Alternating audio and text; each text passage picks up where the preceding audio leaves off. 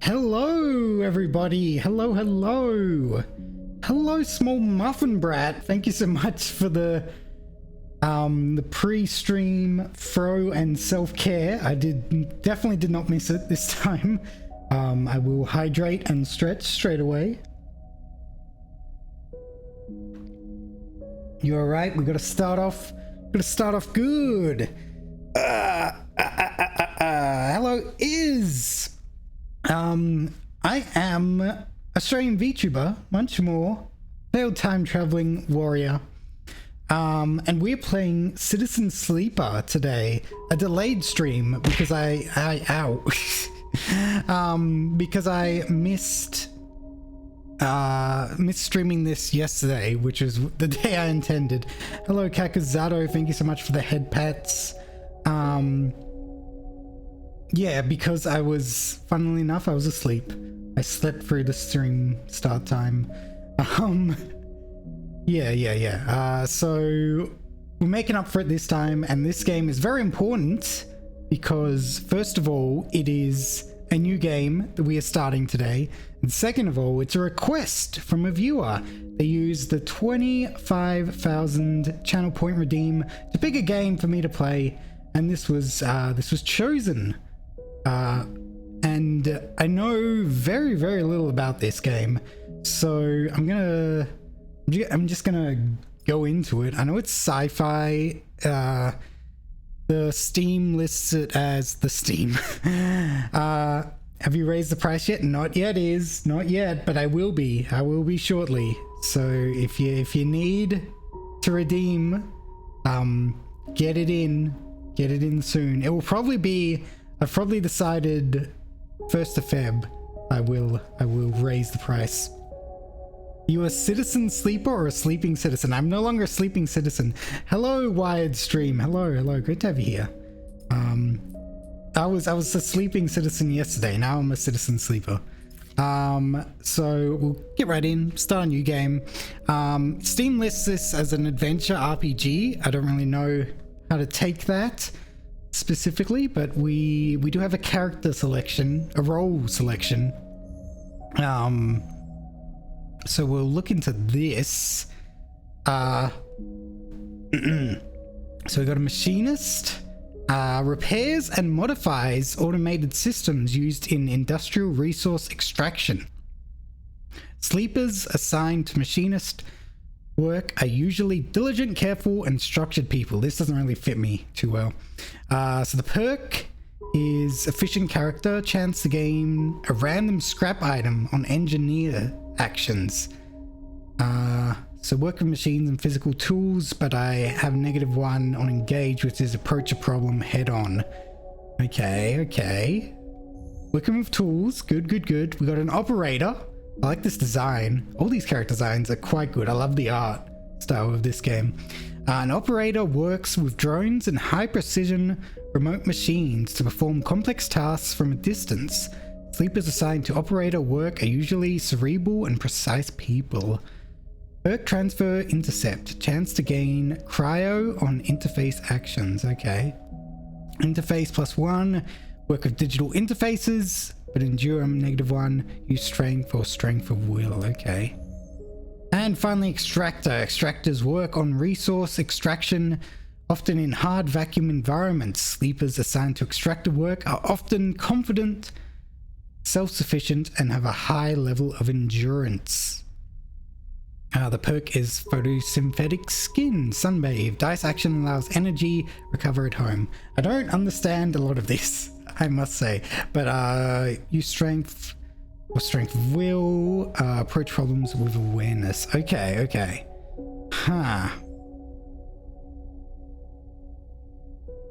I do like the strength or strength of will. I like to bash my head against problems, so I'm probably gonna go with extractor. Yeah, we'll go with this.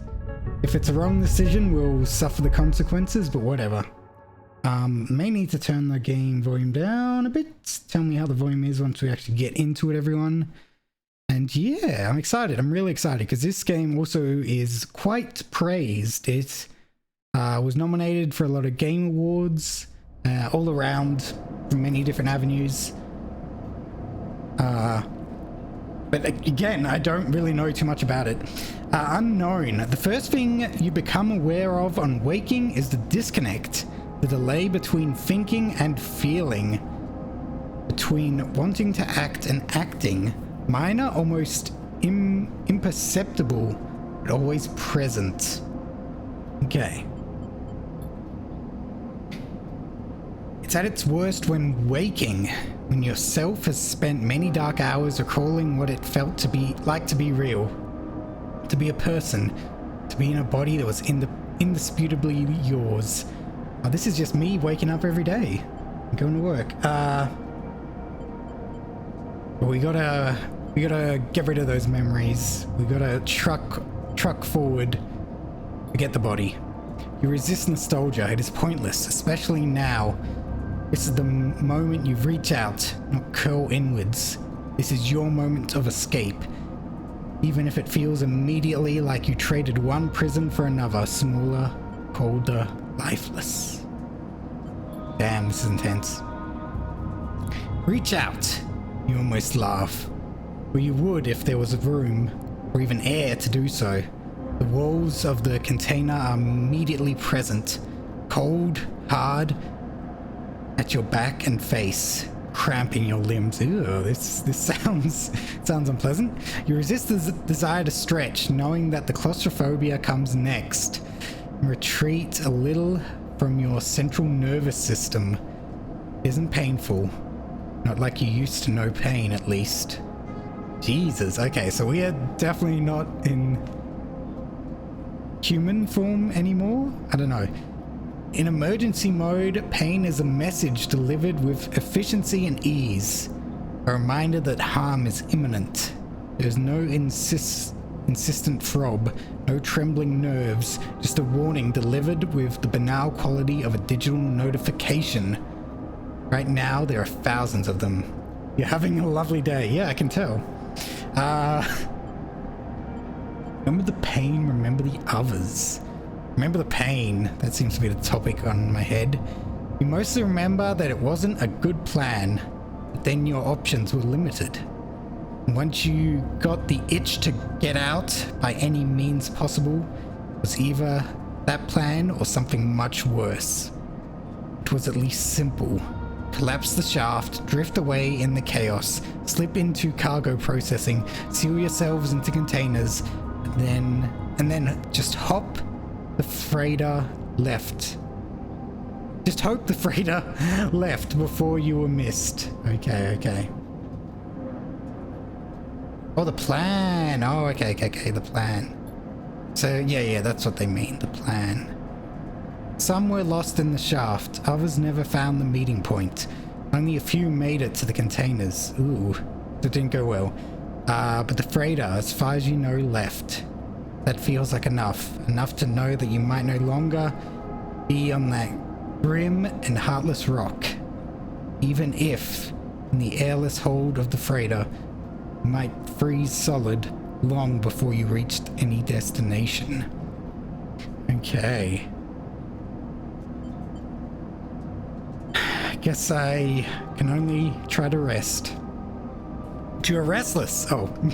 It has been a long time since you left. Surely weeks, maybe months. You are duly aware of damage to your legs, your right arm. You've been reserving energy as much as possible, but your body has still needed to shut down many of its systems to protect you. You have spent much of that time asleep, knowing that anything else would be impossible to endure. Shit. Weeks? Maybe months? Far out. Okay, so I guess it's helpful that I'm possibly not human. Entirely, at least. You feel the weight of that impossibility begin to gather. It is time to sleep again, to nudge this false body into inducing delta waves in your emulated mind. Once again, recoil into a dream of when you were once a person. Rest. Time passes, the cold creeps further in. Oh no, not the cold. You feel something. Warmth. Not true warmth, but the indication of its presence. Your joints release from their rigor. Sound too. everywhere, screeching and shimmering so loud that your body ducks your hearing to protect its senses. Alright, okay. So we maybe are at a destination? Then light, white as the cold, softer and softer until in a haze of dirty yellow, a figure appears. You are out. Wish the cold would creep further in over here. I understand, light. I would not mind being cold right now. Rugged up. Okay, so this is the container. Bragos, pragmatic salvager. Hello? Hello, hat hair. Right over here. Here goes. Yes, I just started. We're escaping. Somewhere. Okay, hello. What a cool looking character. Really messed up, but cool. Anyway. Been a few hours since Dragos pulled you from the container. You sit huddled in a corner of his scrapyard, swaddled in the reflective folds of a mylar blanket. You are slowly coming back to consciousness, back to life, and you stare at the ornately curving element of an improvised heater. You're surrounded by angular, incoherent lumps of ships, some corroded beyond recognition, others still carrying glassy wounds on their edges where the plasma arc slice them apart. Okay, shipyard. As you trace their shapes with fogged eyes, you hear a voice. So, sleeper, you all forward yet? Oh, that's why I'm a sleeper! A citizen sleeper.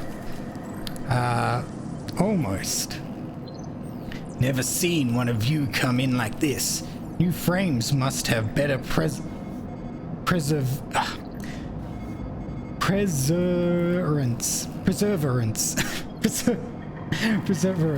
Oh my god, I can't speak English. It's impossible. In Sub-Zero Vac, seen more than a few of you frozen solid to hull places or inside outer locks in my time. They weren't so lucky. Perseverance, yeah, that's it. That's the word. Hold on.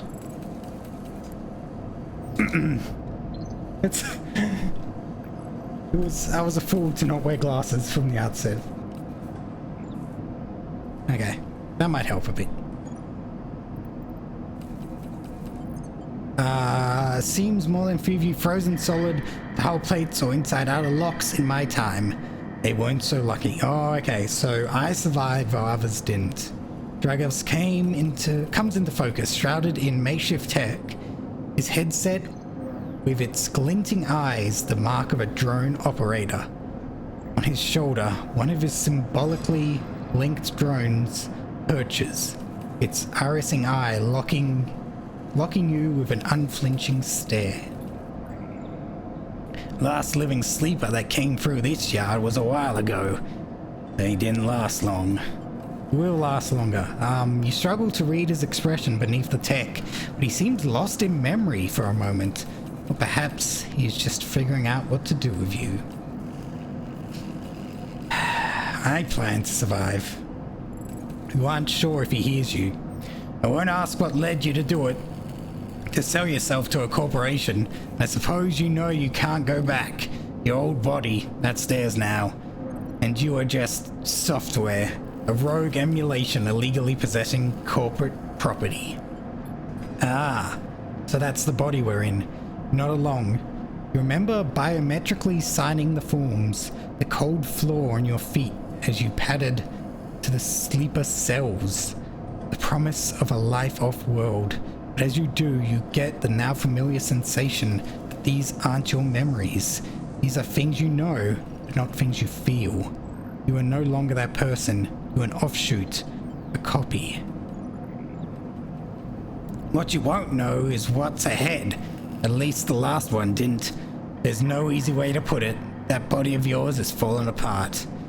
It's the same for any sleeper who makes it out. S&R wants to protect their property, but if they can't keep hold of you, well, then no one can. Remember that too, or at least rumors of it from other sleepers. left-hand obsolescence. Oh, like a phone. Built-in dependence on regularly administered supplements that were part of your routine. Stop taking them and your body begins to shut down, separate from your emulated mind. How long has it been? How long do you have? Kind of like Blade Runner. Yeah, that too. That's probably the more apt comparison than a phone. Yeah. But for now, sleeper, you're one of the lucky ones. Dragos glances up and away towards the glassy dome of the yard. The eye is the best place you could be right now. The eye? Yeah, so only a little while to live once you've escaped.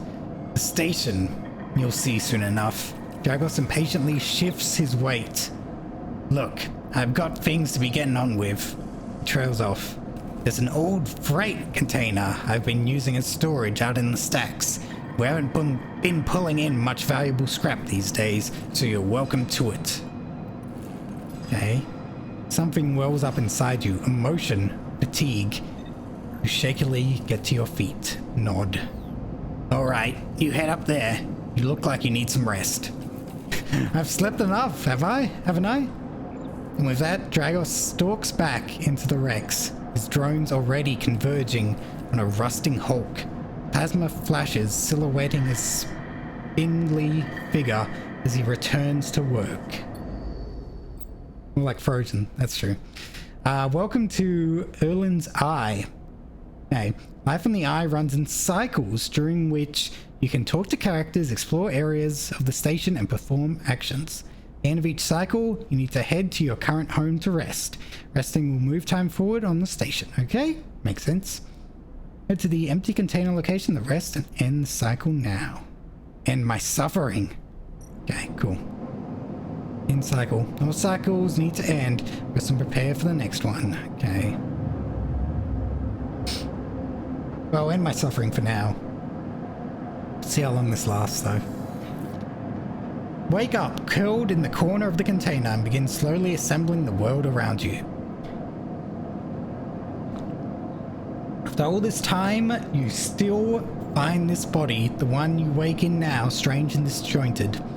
Its message is readable, but somehow wrong.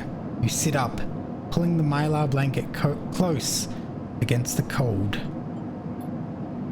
Here you are, in this ruined station, millions of miles from anyone you know. Are you still in the system? Did any of the others make it out? It's impossible to know. Doesn't seem like it, but we'll see. After all this, what matters? Building a life. Yeah, maybe you did get lucky finding yourself here. Maybe here, on the edge of everything, there's a life for you to build. But before you can build it... before you can build anything, you'll need to learn to survive. Okay, step one, surviving. Just like real life. Maybe if you can do that, you can make a life for yourself. Dragos has left a few comforts in the container. Mylar blanket, the bedroll you slept on, a canister of water, very good, makeshift electric stove, and some faded sachets of some desiccated powder. You thumb the power stud on the stove and begin to boil the water. Contents of the sachets smell like damp wood, and you sprinkle them into the liquid. As the pungent smell washes over you, images from your restless sleep come back to you. A ring, like the station, but skeletal and ghostly. A web of threads pulling at your skin. A constellation of bright polygonal shapes, like angular suns, burning into your mind. I'm already off to a good start in this reading, and there's going to be a lot from the looks of it. There's something unpleasantly visceral about these images, and it is long after you finish drinking before they begin to fade. You tidy away the stove as best you can and try to gather enough energy to greet the day. Okay, condition, action, dice, and energy. Okay, action dice. Your condition represents the current state of your artificial body. Depletes by one segment each cycle, but you can also It can also be damaged by violence, injury, or lack of food. Violence? Oh no. If your condition bar empties, you will suffer a breakdown. You have to figure out how to recover your condition now that you no longer have access to corporate pharmaceuticals that were keeping you alive. Okay, that's goal number 1, I guess. Action dice. At the start of each cycle, you roll action dice. These dice can be used to perform actions on the station. The number of dice rolled is based on your current condition. Okay. Yeah, I see. The worse your condition, the fewer dice you have. Once you've used your dice, you cannot take any further actions and must rest to recover them, ending the current cycle. Okay, so that's my energy. Well, this is my energy. You also need to eat to survive. This is represented by your energy bar. You can refill your energy bar by eating, but first you have to find somewhere to get food. So we've got to deal with that as well. Your energy depletes by 2 segments each cycle. Oh, it becomes empty. You'll be starving. Okay, so I guess this is my first goal. When starving, energy loss becomes condition loss, and your condition will also deplete double the rate each cycle. Okay. Well, there's the dice at the top here. Leave. Braga stood in the corridor when you closed up the container. Time for Maslow's hierarchy of needs. Basically, he is still wearing his headset, and in the harsh light of the corridor, you realize it is implanted. Okay. Does he even have eyes? The drone sits on his shoulder. Its cachet of sensor eyes rapidly irising. How are you feeling? Okay. The drone chirps. Good to hear. You notice that beneath the operator's rig, his skin is marked by burns and blotches. I know the container isn't much, but it'll keep you safe. He pauses. So, I'm not gonna chit-chat too long. Well enough to work? Sure. Alright then. He nods. Gotta be pragmatic about this. At the yard, it's simple stuff. We hack these old hulls down, sell them off to the shipyards or the bright market dealers for cryo. Occasionally, we pull out some tech, something with a bit more value. Most of what comes in is scrap. Simple? It's hard to find good hands here, but I figure as a sleeper, you'll be used to the manual labor. And obviously, I'll slip you a few chits of commission based on what you turn up. Few chits? Chits? These. Pulls out a handful of small metal bars. Air-walled cryo. Isolated from the market. It's what we use to trade out here. Stuffs them back in the pocket. He shuffles his feet nervously. Look, I wouldn't usually do this. In my opinion, you'd be best suited moving on as quick as you can. And sleepers, well, trails off. But things being the way they are for me, the yard. He pauses. I need help. Why? Things are a little tight, that's all. I owe a little cryo to a client here or there. He pauses, thinking of something else to add. Look, just come down to the yard when you're feeling fresher. There's plenty to do. Will do. Nods distractedly and turns and walks away, the drone hopping along ahead of him. See you later. Calls back. Looks like it's time to get to work. Of course. Okay, so, yard. Decaying scrapyard. Oh boy. Actions are the primary way you interact with the world of Citizen Sleeper. To perform an action, click and drag your chosen action dice to the slot. Okay. Hull dissection. Even the rustiest hull can hide valuable components and materials. Extracting them means cutting carefully and skillfully. Okay. That's an engineer skill, which I have 0 of right now. Manual salvage. It's going to take some time to sort and cut your way through the towers of salvage. You're no stranger to hard labor, but that's Enduro +1 I have. Okay. Actions reward when you clock. Actions reward you with HOC progress, energy, condition, or items depending on the outcome. There are 3 types of outcome. Positive, the action goes better than expected. Neutral, the action succeeds. Negative, the action fails. Okay. So 2 out of 3 success at least. Okay, action dice affect the outcome. Oh, okay. So 6 is 100% chance of positive. Yeah, okay. And 1 and 2 is 50-50 failure. I see.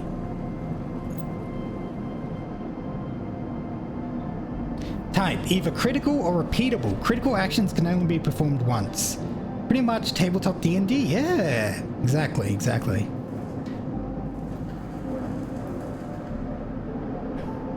Risk, either safe, risky, or danger. Okay, so that's down below there. No loss of condition, energy, or cryo. Negative outcome means cryo or energy lost. Okay. Cryo is the currency. Negative outcome means condition loss. Neutral outcome can mean cryo or energy lost. Even neutral? Oh, Jesus. Okay. Whew. Skill. Skill that this action requires. Either engineer, interface, endure, intuit, or engage. Modifier, either -1, 0, +1, or +2. This added to the action dice when slotted and improves its value. Some actions require a +1 to perform. Okay, cool. So.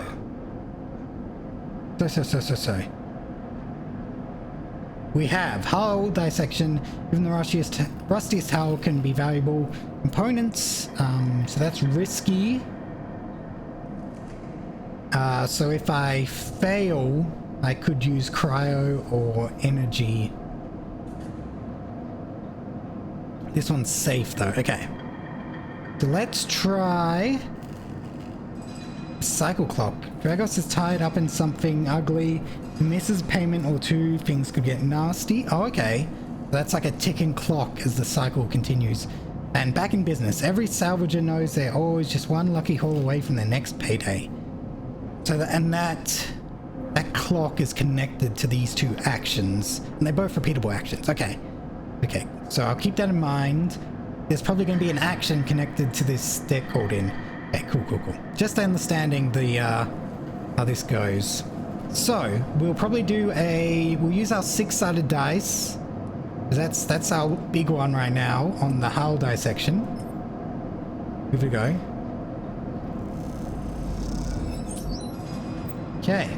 Actions often progress clocks. Clocks are displayed below the actions that fill them. They track your actions and how they affect the world. Filling a clock means something good or bad is about to happen. Some clocks, such as the one tracking Drago's debt, are cycle clocks. These clocks tick themselves once each cycle can complete without player input. No, hold on there. Any active cycle clocks will be displayed in the icon of that location. Cool. Okay, so we've got 15 cryo. Awesome. Back in business. Now, we can try and do a manual salvage as well. We got an endure +1, so maybe we can use a 1. It's also safe. So the risk isn't too bad. Drives and navigation. In Citizen Sleeper, you unlock drives as you discover more about yourself and the world. Drives guide you to pursuing specific objectives depending on which path you wish to take. You can track drives, and any track drive will place a yellow marker on locations that will help you pursue your goal. Access your drive menu via the arrow, bottom left of the screen. Okay. To find a doctor is our current drive, which makes sense. Now free to explore Erlin's Eye and make a life for yourself here. Try tracking a drive to help you survive. Look for food and keep your energy up, and a way to recover condition. Build clocks to progress stories and find new opportunities. Remember to end cycle at your home when you are out of dice. Makes sense. Use the mouse wheel or WS to scroll along the station. Rotate the view with A and D. Good luck. Okay. Makes sense. So, neutral outcome. Cool. That was good. With some cryo. Okay, so let's cryptocurrency. Oh no, we're in crypto. Stored in air-walled sticks of memory known as chits. Ah, that's what that means. Okay. That's my only item right now. I got no data. Okay. Find a doctor. Hey, Dragos. Dragos pulled you out of the salvage and set you up. Perhaps you can repay his kindness in time. Pay Dragos' debt. Cool. You need access to corporate pharmaceuticals, otherwise this escape attempt will come to rapid end. Find a doctor. Okay. Ah. Any interesting options? Yeah, not really. I think we're fine with that now. Okay, let's leave here. So there is something... Oh, there's quite a bit. Oh, there's a lot. Okay. What is this? Shipyard. Haven Age construction yards. Okay. Under wet dock. Old dock terminal. Under dock B2. Return to red dock. Ah, so the doctor is here. Bustling open market. Bright market. Ah, so the market's right is a part of this giant ship here. Giant satellite kind of thing. Yeah. And then what is this? Lowered gate. Passage to the low end. Oh, low end gate. Okay, interesting. So let's find a doctor, possibly. Okay. Get rid of that.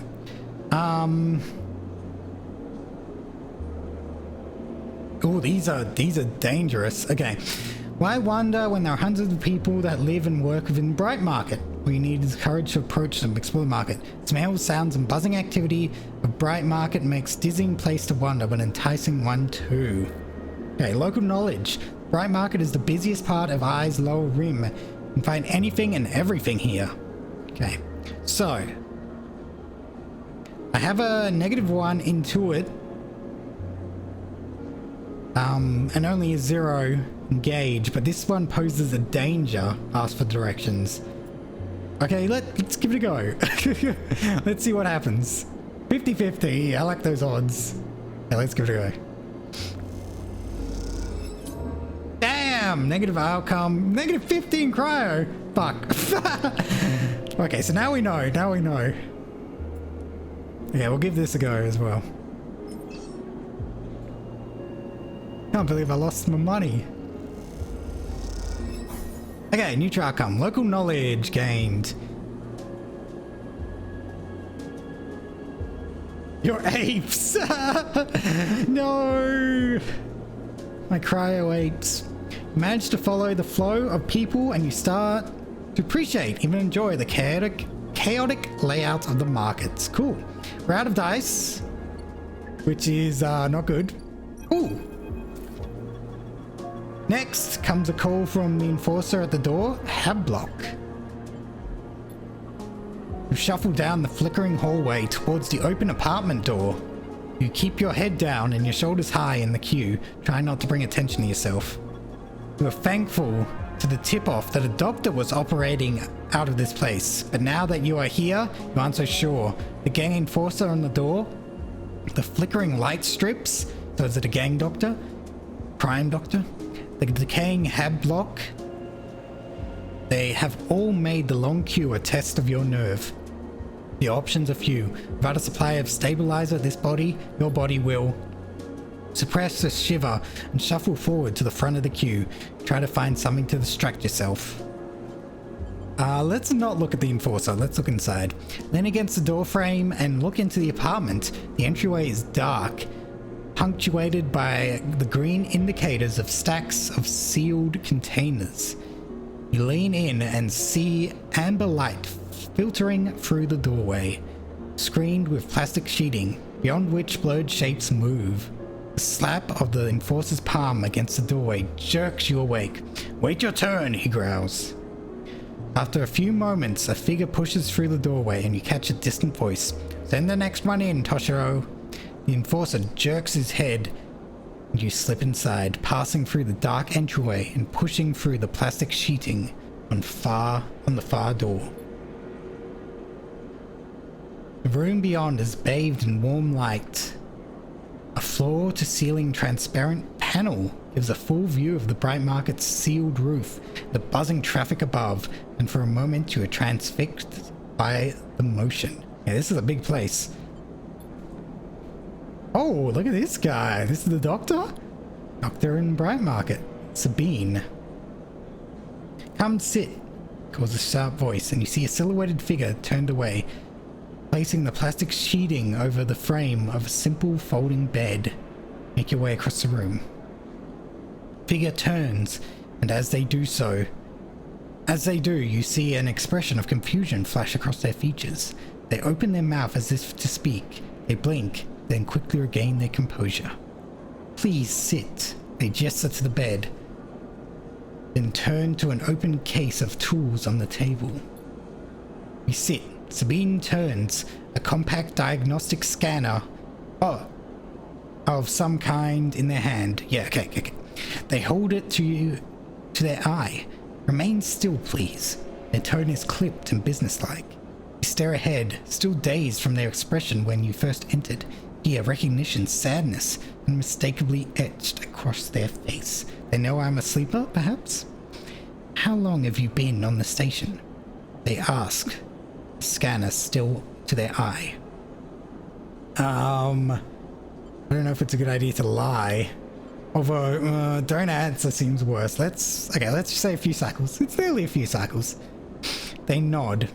It's good you came to me. They set the diagnostic scanner on the table. I'm going to start by assuming you don't know anything. Good assumption. It's true. They take your arm and roll up your sleeve, inspecting your synthetic skin. Your body is dying. They say it without ceremony, without drama, but not without empathy. SNR doesn't like to see its proprietary technology let loose to prevent bodies like yours, frames as they call them, from being stolen, repurposed, or in your case, escaping. They built in a process of so-called planned obsolescence. Thanks for the exposition, Sabine. Frames decay rapidly when not regularly injected with stabilizer, one which SNR remains the sole producer of. They look up. Sound familiar? Yeah, you've got it. Good. That may help. They swap to your other arm, running some thin metal device over your skin. You feel your forearm tremble. I'm sorry, Sabine says, and you're unsure if they meant for the cold touch of the metal or everything else. Simulations like you, sleepers as most people know you, aren't classified as people in any of the surrogate systems. You have no rights, no status. They focus hard on the inspection of your arm. And SNR has no reason to release stabilizer into the market. Very true. Because any sleeper outside the control is not one they want. Out and about. Sabine looks up as if to apologize again, but they stop themselves. And no little of this is of use to you. You turn away, disassembling the metal instrument and cleaning it. Silence fills the room as Sabine works, and then the silence gives way to tension. You stare at their back, willing them to say something, anything. Sabine turns to face you. I may be able to help. They sigh. You see the darkness under their eyes, hear the fatigue in their voice. They gesture to the door. You saw Toshiro outside? You nod. He works for my benefactor, Yatagan. They are influential in the low end. They give me this space to work, run the door, and take the profits. Okay, so that's the gang. At the same time, I have to fix up their enforcers, tend to their implants, sew up their wounds. They look away. But Yatagan has connections. Smugglers from the Starwood Belt. Mercenaries working for the corporations on Ember. If they can source the stabilizer, maybe you'll have a better chance. Sabine sets down their slate. The note's complete. This is dangerous. It'll be expensive, but I think we can do it. Why help me? Sabine walks away to the window, her face dappled by the shadows of passing drones. Let's just see if it works first. I'll let you know when I have a lead. You nod and leave, Sabine's still staring out, unmoving. When you reach the lower level of the market, you look back up through the panels of the roof to see if you can see their face. But the room looks dark against the lights of the market. You duck your head and walk off into the crowd. Damn. Okay, can't do anything there now. I also don't have any dice. Oops. I click leave, not escape. You fool. Okay. Interesting that they made Sabine non-binary. At least it's all they, them. Yes! That was very clear. I feel like they would have said some sort of pronoun if that was not the intention. Yeah. So I guess we sleep now. Not many other options, really. Unfortunate we couldn't find a way to survive right now, but... Ooh, perks sunbathe. Your frame's photosynthetic skin allows you to gather energy through sunlight. The longer you stay, the better. Oh, okay. That's cool. That might help. That might help me in future. Ugu, hello. Damn, the new Among Us update looks crazy. Yeah, I know. This new role, this sleeper role, is interesting. This time, you don't wake up. Instead, the ghost of the station, that shifting skeletal ring, surrounds you. Oh shit, I'm starving. Ah, fuck. For a moment, you are gone, absent from your own body, stretched out across a colorless void. Then the connections begin to establish themselves, threads tugging on the edge of your mind. These threads become vectors of exchange, and then extensions, as you feel your thoughts slipping away down them, dissolving into millions of distributed nodes they connect to. You see the station, no, you feel the station, like a web of texture in a smooth black liquid. Touch it. You find a point in the station and you connect to it, pulse through it. Follow loops and paths under and around it. You touch more points than you have fingers. Then you try in a moment of impulsiveness to connect them. Ah, dramatic readings, yes. If only I could read English properly. The flow passes through you so rapidly that you feel yourself being carried with it. Splitting and separating. Eddying and gathering. As you do, things occur to you. Things you can't possibly know. You reach out, try to grasp them, try to touch them too.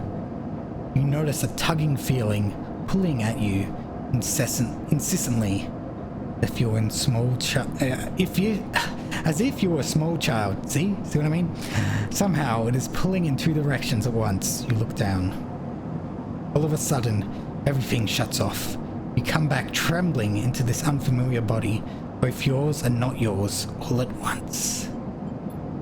You find yourself standing in the container, eyes now open to the dark steel walls. You feel a change within you, a shift. Jesus, you're having an out-of-body experience in the station itself. You close your eyes for a second, and you feel it waiting there. The station splayed out across your mind, a storm of connective nodes, waiting to be explored. Then it is gone. Holy shit. Okay, I'm starving. I need energy. I think I should sunbathe. It is a safe action. I'm gonna spend my one dice on the sunbathe. Hopefully this works. Yes, nice. The sun heats your skin. You feel its light seeping into your veins as glucose. Okay, I'm no longer starving. That's good. That's very good. Okay. So, I say under a wet dock. Lots of these places have cycle clocks. Merchants willing to run the gauntlet of the Helion system are rare, but those that do always return eventually. Okay. The wet docks. That would saute. It takes several cycles to reach the starboard belt and return loaded with scrap and old wreck. So that's why you get new stuff. Okay, interesting, interesting. Oh my god. What is this? Having security have to have plans. Stealing them would be the fastest way to get to know this place. And the most dangerous. Holy shit, okay. Dockwatcher. Getting to know the rotunda doesn't mean new places to visit. Doesn't just mean new places to visit. It means keeping your eye on new rivals too. Manage watch list. Explore the rotunda. The rotunda of the dock is filled with passageways and concourses leading to all kinds of docking bays. Havens run the rotunda and the security watches the docks. Better to avoid attracting their attention. Okay. That's a... I don't know why I keep pressing escape for that. That's annoying. Can I go to the surgery right now? No. Okay, it takes 3 cycles to source the stabilizer. Sabine thinks they can source some stabilizer for yet again, but it's going to take a few cycles. Okay, so I think we'll just work for now. Okay, so the debt is probably going to be the time I have to repay Dragos. So we'll keep that in mind. So we are going to do...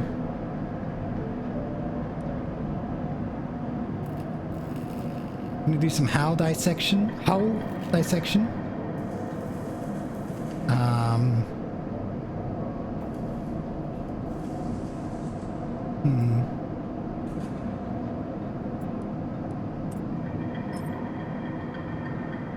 That's 50% positive, 50% negative.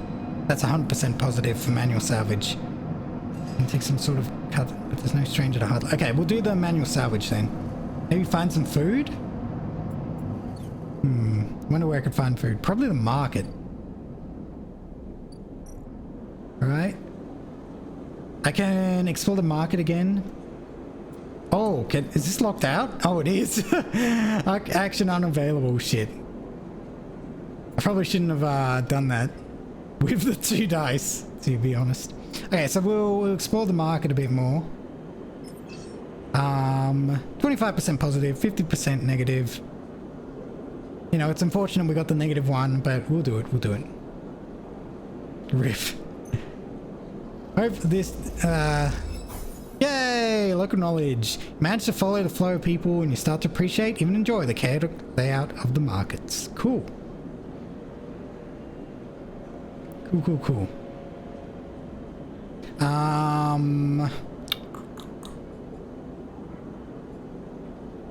Do I do it again or do I need food. I need food like ASAP.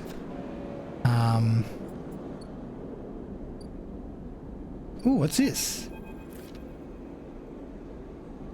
Food vendor! Yay! Okay, so we unlocked a new place from exploring the markets a bit. Emphas is busy. His broad face uplit by the makeshift gas burner in front of him. With precise, delicate movements, he lays thick chunks of marinated fungus, yum, mushrooms, into a dented wok, his other hand idly tossing a metal bowl of sliced vegetables in some red-flecked dressing. The smell is incredible. That sounds incredible. Glad you still have a sense of smell. He watches he fulfills a set of orders, heaping the fungus with the bright salad and depositing it in plastic trays. A stack of chits rattles in his apron pocket as customers file past the burner, handing over payment. Let's approach. You join the queue. It's mostly made of off-duty salvagers, backsuits unzipped and rolled down to expose stained vests. Grubby mods, a lattice of scars and tattoos. They discuss the best food on the eye, the best drink, comparing notes on bright market dives, their words cut through the heavy spacer slang. It's impressive they still managed to make it sound appetizing after the phrase marinated fungus. Yeah, the writing is really good so far. Really good at setting the scene. I like it. Eventually, it's your turn. You shuffle to the front. Emphas speaks in a deep, even tone without looking up. First try is free. Yo, nice, thank him. The smell was almost unbearably strong as he cooks. The earthiness of the fungus laced with something so spicy, the smoke makes your eyes water. The heat from the burner is like bonfire, and your skin hardens in its glare. I know you sleepers. Emphas says while he cooks, his voice deep but clear. A hard life. A lot of stories. Glances up from beneath his cap with piercing eyes. I know. Tell him a story. You begin to tell him about your journey to the eye, and he nods as he cooks. Let him cook! Hello, Marcy. His eyes never leaving his work. You tell him of the confusion. Thank you for the head pats as well. The pain, but also the sense of possibility and its sudden arrival.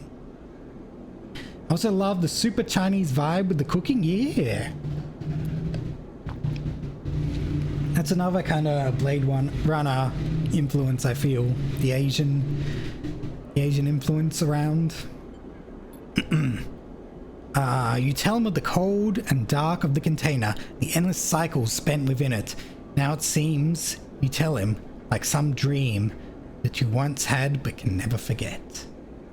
You tell him that the eye excites you and scares you, and you are unsure where to walk, where to look, what to do. Eventually, you tail off, running out of words. Places a plastic tray of steaming fungus in your hand. Yum. Next time, we can talk some more. He smiles. Next time, you pay. Fair enough, fair enough. First time's free, that's awesome. He slams a heavy hand against the button on the burner's side and shuts it off. The roar of the flame and its impressive heat fades. Next time then, sleeper.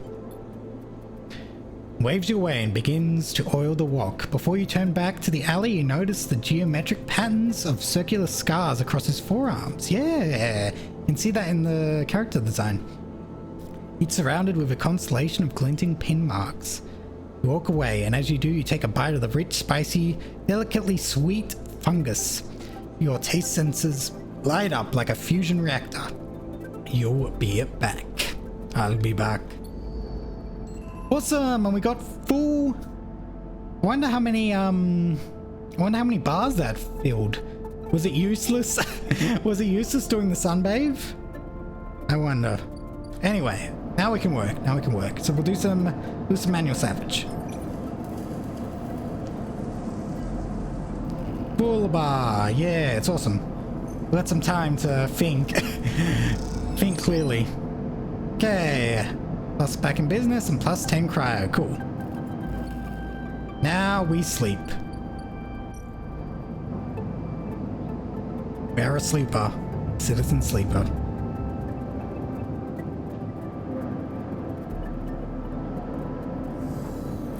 Okay.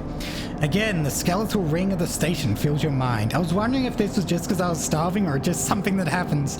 Seems like it just happens. It sparkles with glittering lights like stars reflected in a winter lake. It is clearer, crisper than before. The threads still pull, but you remain in place, flickering in the flow. Between the threads you see bright shapes.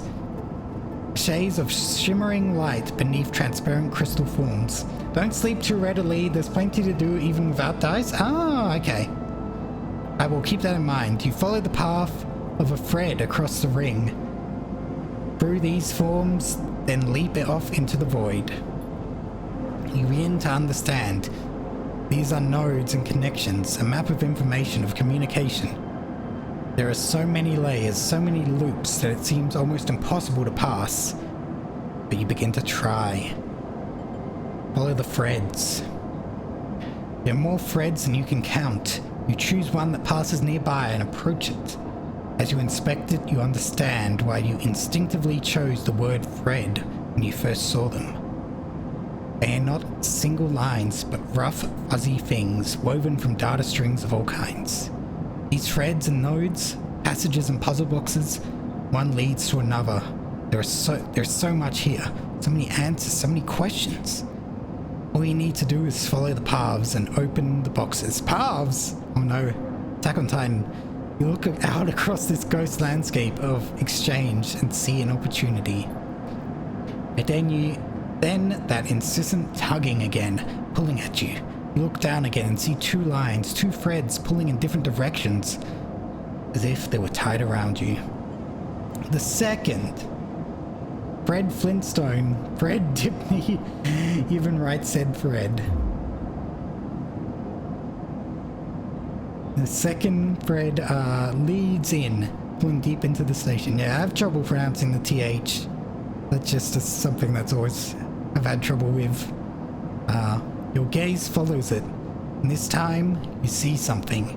sphere shimmering above a strange angular body. Pulse shoots out from it, passing over you like a torch beam. Testing you, tasting you. Tasting me? Oh god. Am I tasty? First thread leads out, away from the station, into the inky black. Someone out there is tracking you, hunting you, following the thread to you. They are in a ship. And the ship is approaching ever closer with each cycle. Oh, is this the company maybe hunting for me? You open your eyes. Time is short. Oh, interesting, interesting. Okay.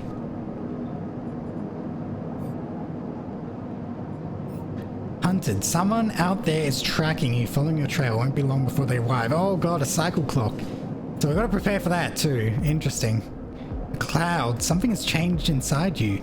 Now, you can now access the data cloud of the Eye, a network of decaying protocols and data caches. Well, you can use dice and items to access systems and extract data. Be careful. These networks are old and strange. Click the I button at the top of the screen to toggle this view on and off. Okay, I'm gonna have to see that because I don't particularly understand. Manage agent. Keynode. Apple coming over to my house to shoot my jailbroken iPhone. Basically the same. The phone comparison continues. Node.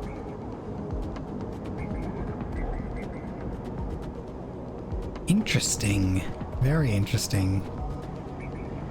Okay.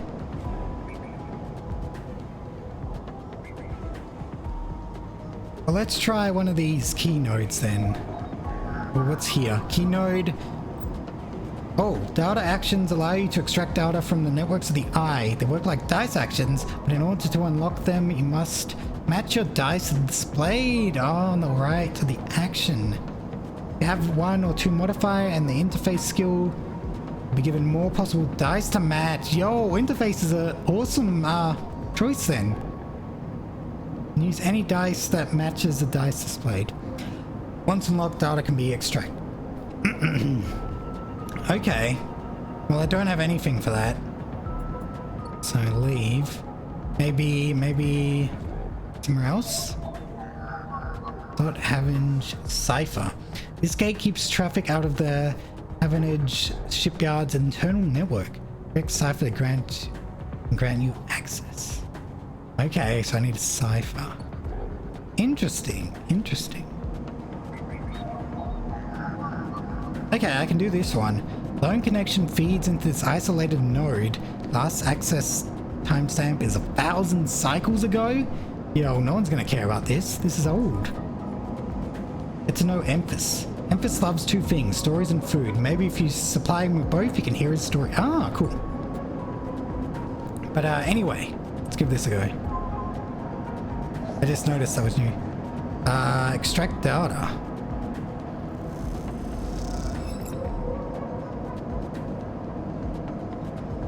Okay. Data extracted. Interesting. Very interesting. Shipyard. Assist shipbuilder. You don't have connections, but you do have skills. You can get a shipbuilder to notice them. You might be in.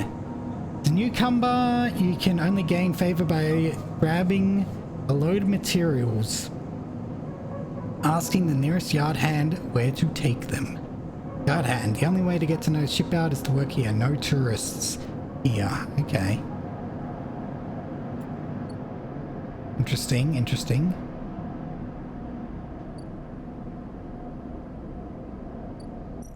There's of course the work here, which I can do as well.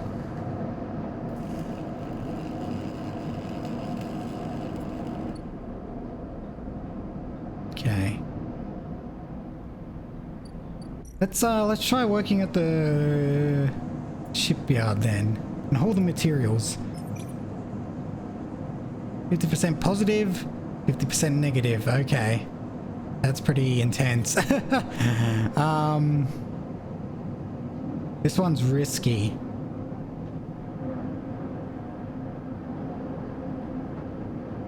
Okay, let's give it a go. Let's give it a go. I like the risk. I like the risk.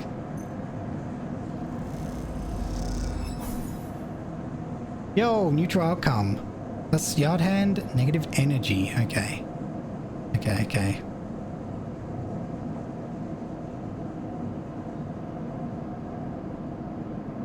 Okay, that's fine. That's fine. We'll need more food. Probably. Not quite there on the sourcing the stabilizer with the doctor. So we'll go here. Water fungus. Okay, so that just needs cryo. It doesn't need dice. Emphasis spiced fungus is one of the few things potent enough to stimulate your limited taste sensors. It's incredible stuff. Oh, I have limited taste sensors. Okay. But I have... How many cryo do I have? 20. It's a bit hard for me to see with my setup because my phone's kind of blocking. Oh well, that's fine. Probably don't need food until you're at 0. Okay, fair enough. Yeah, you're probably right. Especially with how low my money currently is.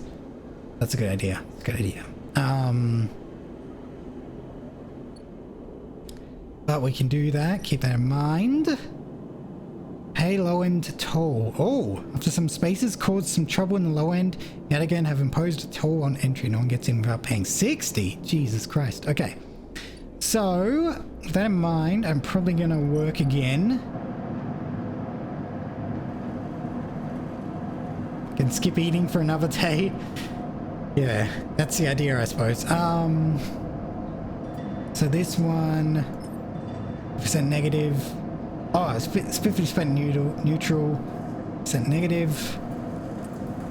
And this one's 50% neutral, 50% negative. Okay.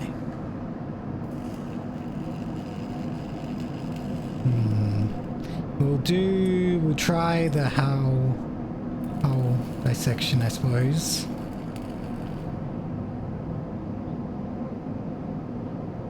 Although, is there much point in doing the hull dissection if this is both safe and... We're rolling dice. Hello, Frankie. Yeah, this whole game is about risk and reward. Ow. And I'm a terrible gambler, so... I'm sure you'll know. I shouldn't do risky with a 1 dice. I just shouldn't. So we'll try it here. Negative outcome. Oh, I got 5 cryo though. Damn. Oh well. Okay.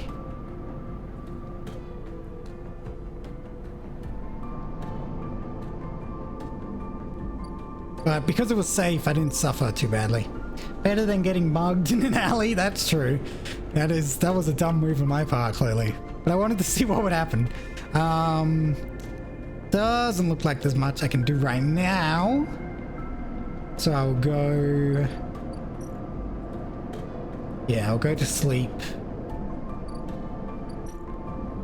Gotta explore this place at some point. But we'll leave that to later.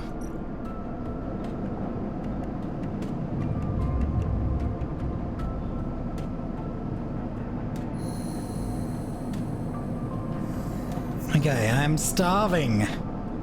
Which is great. Okay, the hunted ticked forward one. Very nice, very nice. As you close up, a voice echoes down the corridor towards you. Sleeper, wait up. Turn. Ben. Ben is coming down the corridor towards you. Wonky grin on his broad face. Hey, glad I caught you. Do I know you? He grins. You do now. It's a hand on your arm. I've seen you hanging around. Just want to chat. You staying in that thing?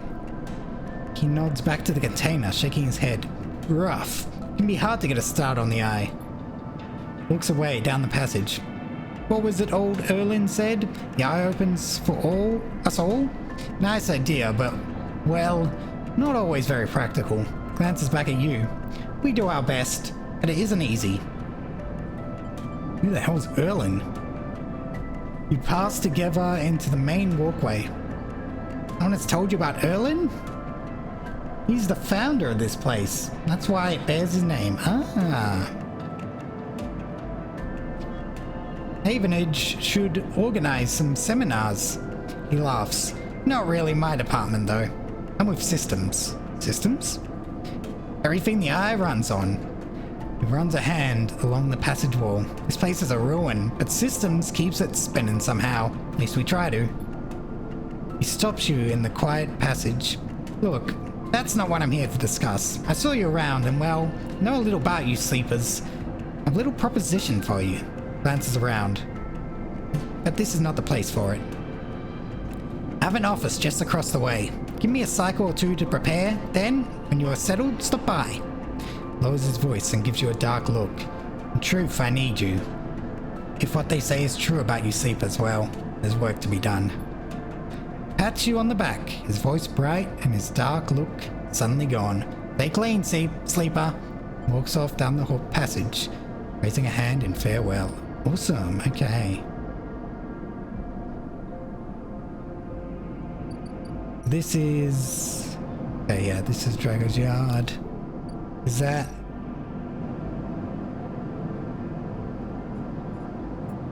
okay, so first things first, I need to eat.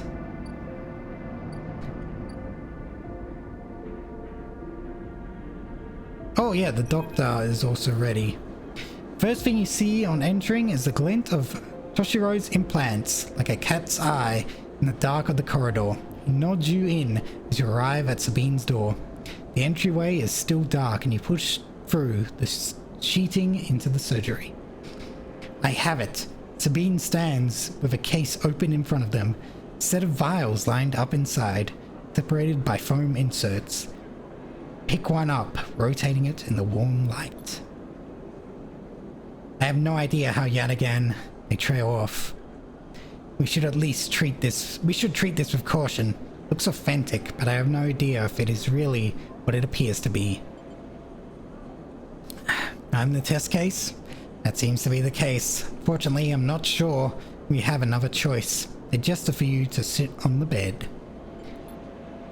Stabilizer works under a similar principle to the immunosuppressant in a transplant operation, and it stops your body from rejecting the unfamiliar part of itself. In the case of your frame, the unfamiliar part is each of your biosynthetic organ groups, which over time are identified by your body as foreign material and therefore must be eliminated. Sabine holds up a vial of the would-be stabilizer. However, unlike an immunosuppressant, the stabilizer doesn't do this by limiting your entire immune system. Instead, it re-encodes your biosynthetic organs with new protein change, which acts as passcodes within your immune system. The stabilizer refreshes those passcodes, keeping your frame from rejecting all of its own organs. Jeez, this is a mouthful. Which means... which means this... yeah, give it to me straight, dog. Which means the stabilizer should be able to encode any organic or biosynthetic matter to be accepted by your immune system. Did you understand all that, Frankie? Did you get it all? They glance away. At least if the stabilizer is genuine. The only way to know for sure is to inject the vial. Begin readying the syringe. I will start with a small dose to limit the risk. Okay, let's do it. Sabine cracks the glass neck of the stabilizer vial, uses the syringe to extract a fraction of the liquid. You tap the syringe, and you watch as if any sign might emerge from the clear liquid. Barely feel the needle, your frame registering the initial injection, but with little response. That's the pain thing I was talking about before. Only the sensing of danger. Basically, take the drugs or explode from the inside, yeah. That's the long and short of it. Sensation begins to spread from the site. Fizzing, trembling wave that disperses through your arm with incredible speed. Your vision goes white, and when it returns, Sabine appears encased in shards of sparkling light, slowly fade into darkness as you settle back against the bed. Swim in darkness, muffled noises like an argument heard from underwater, prickling waves of cold. When you sit back up, Sabine is sitting in a chair by the window. Oh, Mako! You're not sleeping. No, I'm a citizen sleeper. Not a sleeping citizen. Thank you so much for continuing your subscription. 8 months. Crazy. Thank you so much. When you sit back up, Sabine is sitting in a chair by the window, facing away from you, backlit by the glow of their slate. Awake? What happened? The stabilizer is genuine. They sit down beside the bed. I don't know how Yadigan acquired a case of this stuff, but they did. Sabine looks troubled, distracted. You should rest some more, but you are going to have to do that somewhere else. I gesture to the door. I have other patients. Sorry. Sabine nods towards the case. I'm afraid I can't offer you any more doses. You're going to need to pay for your next dose. Okay. Silence fills the room, and they return to their glowing slate. Looking around the room, it seems different somehow, as if things moved or shifted. Wonder how long you've been out. Sabine, nothing comes free, sleeper. Remember that. Okay. So I'm gonna have to pay for this as well. Far out. Manage to get to your feet. Wander out into the hallway. Q stretches down the flickering corridor. Toshiro stands impatiently by the door and fixes you with a glare as you leave. You lower your eyes as you stumble past. Somehow, faintly aware of the station spinning beneath you. Far out. But we are stable! What a full bar. Very good. And this is the Cryo Stabilizer. We need 100 crypto. Or cryo. It is cryptocurrency, but it's called cryo. Okay, anyway, I need to eat. Let's eat.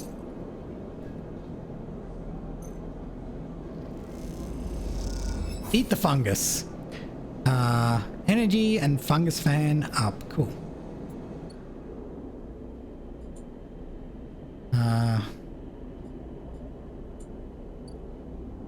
Okay. So. Let's continue working at Drago's Yard. We need to get our money up quickly. So we'll do some hull dissection.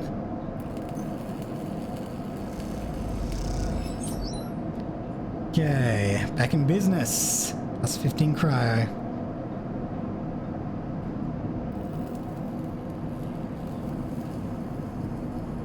Yay. And we'll do a manual salvage.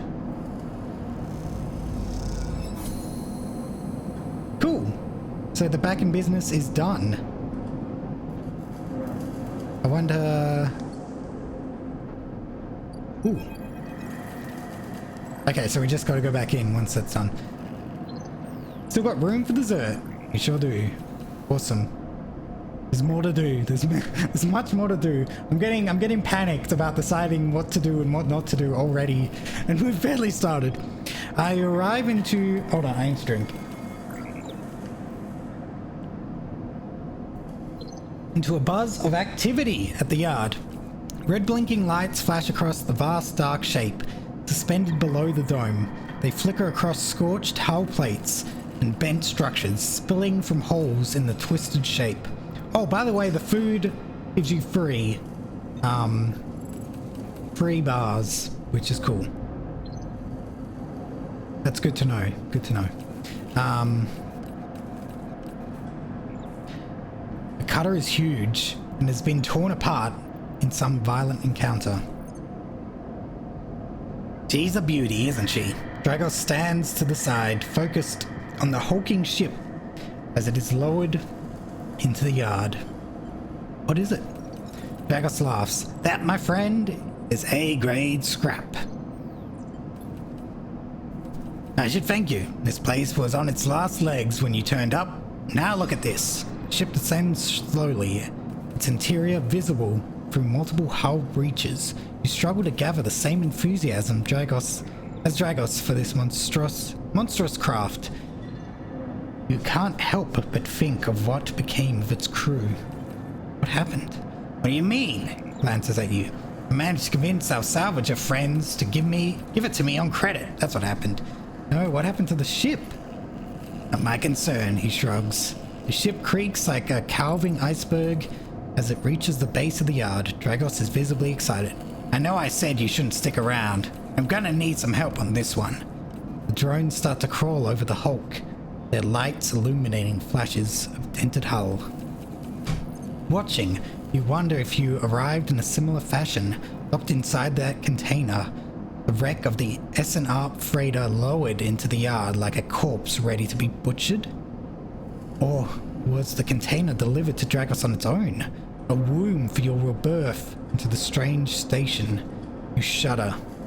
Perhaps, if you could learn something about this ship, you might be able to trace the path that led you to this yard. Dragos squeezes your shoulder. After these past cycles, I think we're up to it. What do you think? You see the fading name of the ship emblazoned on its side. Winter Light. Let's do it. Claps you on the back. Glad to hear it. Come back in a few. We can make a start. Real beauty, Dragos repeats. Perhaps just to himself. Take one last look at the shattered ship as the drones start cutting, then slip out of the yard, feeling suddenly cold in the empty passage. Yo. Very nice, very nice. Achievement unlocked, paid off. Okay. Completed your first drive. Each drive completed unlocks an upgrade point. To spend upgrading your character, access your character menu via the arrow in the bottom the button on the top right of the stream. Okay. Hold on. I completed repaid Dragos. Okay. Cool. Help clear Dragos' debt. To even. Awesome. Study the Winter Light. The blasted ship came into the yard as you did. A connection, or you're just paranoid? Okay, good to know. So we got Forensic Troll. Investigate the Winter Light. Means picking through its systems and structures with care. Won't pay, but you may find answers. Okay. Got a salvage. Ship breaking is tougher than slicing up loose salvage. Dragos is happy to pay you fixed wage if you are up for it. Okay. Dragos is nerve. Dragos seems increasingly nervous about your presence in the yard. Not sure what is going to hold. It's going to hold his nerve much longer. Okay. All that is interesting. Might work at the here again, maybe. Let's see what else is around, if anything. Oh, we got the upgrades, of course. Oh my god. Holy shit. This is a lot. So skills. 1 upgrade point. Engineer, working machines and physical tools. Efficient extractor. Chance to gain random scrapped item or on engineer actions. Interface. Work with digital interfaces. Endure. I see.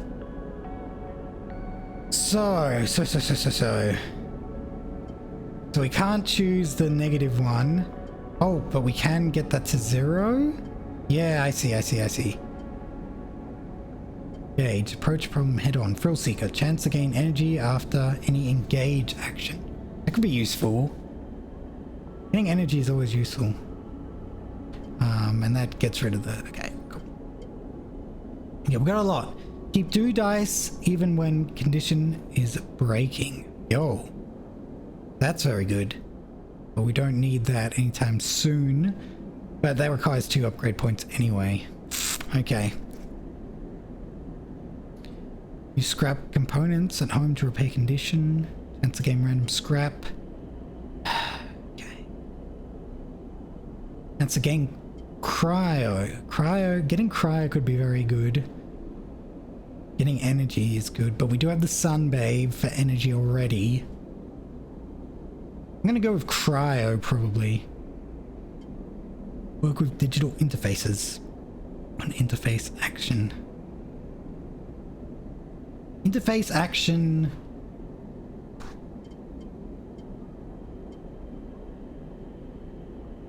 Is mainly the nodes of the ship, isn't it? Yeah.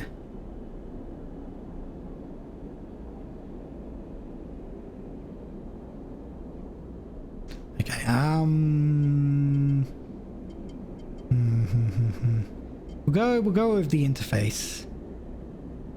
We know what scrap items are. I do not. Which is why I kind of moved past efficient extractor. Maybe that'll come up later. Maybe I should save my point, but I don't know. I feel like every moment counts, so if I save my point it could lead to disaster.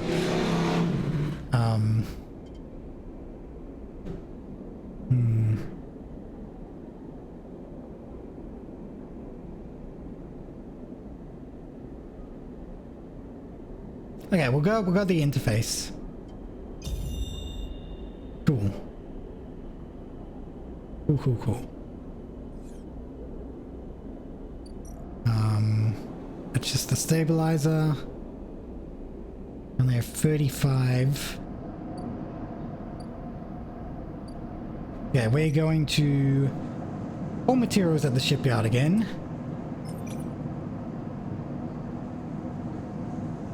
I think. Seems good. Hey, positive, yard hand and energy. Oh shit, I got energy. Nice. Cool. Very good. Okay, we shall go back to sleep.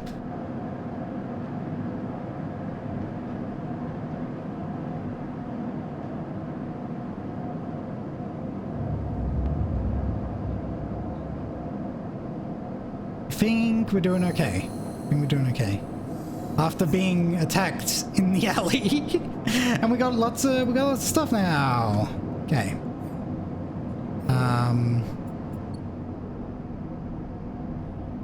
Ooh, what's this? Feng. Ah. Sleeper. Feng catches your attention as you approach the Havenage building, leaning against the bay door to the side of the entrance. Approach. Easier to come in this way. Security, all that. Gives you a look, you know? Slams a button and the bay creaks open, blinking lights in the dark behind it. You follow Feng inside. Truth be told, I don't spend much time upstairs. This is where I work. The door hisses as it closes behind you. I don't know, should we trust this guy? The bay is filled with pieces of hardware, all rigged up to generators, diagnostic slates, and things you don't recognize that glow with blue screen light. There's a chorus of hums that blends into a single wave of static, filling the dark corners of the room. Ben leans on the server stack and gestures around. You like it? What is all this? Taps a nearby server stack and it bleeps in response. This is my treasure trove, all dredged up from this sea of systems we call the Eye. I believe what this place runs on. Runs on duct tape and prayer. He steps over the towering block, speckled with vents. Some of these systems are from the original station. I don't know what that means. That symbol is. Windows Vista. Oh shit. Oh no, we're in trouble. The one Solheim built. We've had to invent new components, repair things we never built, reverse engineer entire subsystems into existence. Residents here look up at the Eye and think they are seeing a concrete reality. This place is a system in constant flux, decaying and growing, collapsing into new configurations. Walks down between the hardware stacks and you follow. We're keeping this place alive, and also remaking it into something new, dragging it away from those corporate origins. He stops. At least that's what I'm trying to do. You're always fighting the corporation? Turns back to face you among the flickering machines, humming all around you. AE like in AFA? Oh, okay. A.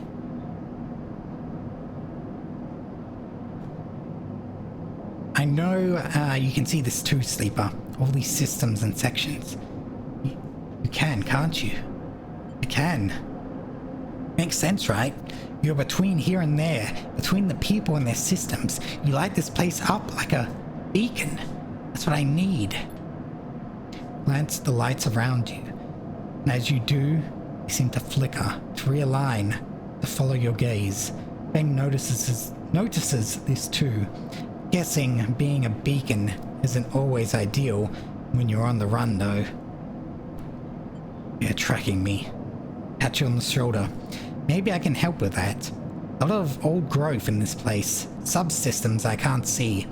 Access protocols lost to time and decay. Secrets. A shitload of secrets. With your help, I can unlock this place. Break off those last ghost limbs of corporate control. Yo, I do like this guy. I can trust him. Maybe.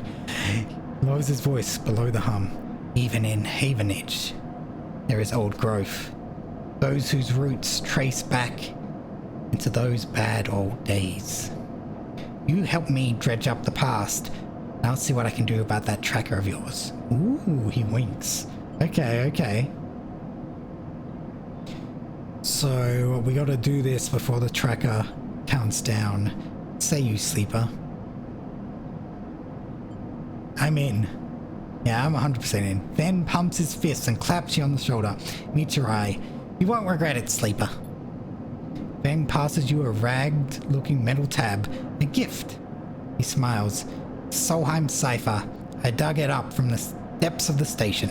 Slot that into an old network gate, you'll be able to pull out all kinds of secrets from the nodes inside. Walks you back to the front of the bay. Start by bringing me whatever you can turn up. Use that emulated mind of yours and see what's out there. Get a picture of how things are. Those above, he nods at the ceiling, have granted me an acquisitions budget. I can pay you for whatever useful data you bring in. I know you need it. Slams the door button again. Keep it quiet, keep it clean, Sleeper. I'll see you soon. You step, blinking back into the passage, those flickering lights still in the back of your mind. Okay. Very cool. So, we can deliver data. We have encrypted key. Unlock the station's aging maglocks. An old cipher granting access to the systems of the original station. Okay. So, we'll have a look what's available. I know we had this. There's a lot of cipher in. Do it. Oops. Oh. Do I not have the right cipher? Oh, it's a Solheim cipher. Yeah, okay, makes sense. Duh. So in that case, let's have a look around. It's a key node that requires 2. I'll do that. Requires 2.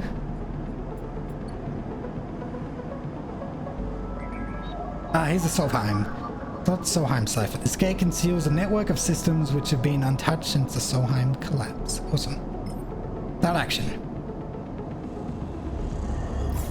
Yeah, we got Gate 7 access. Okay.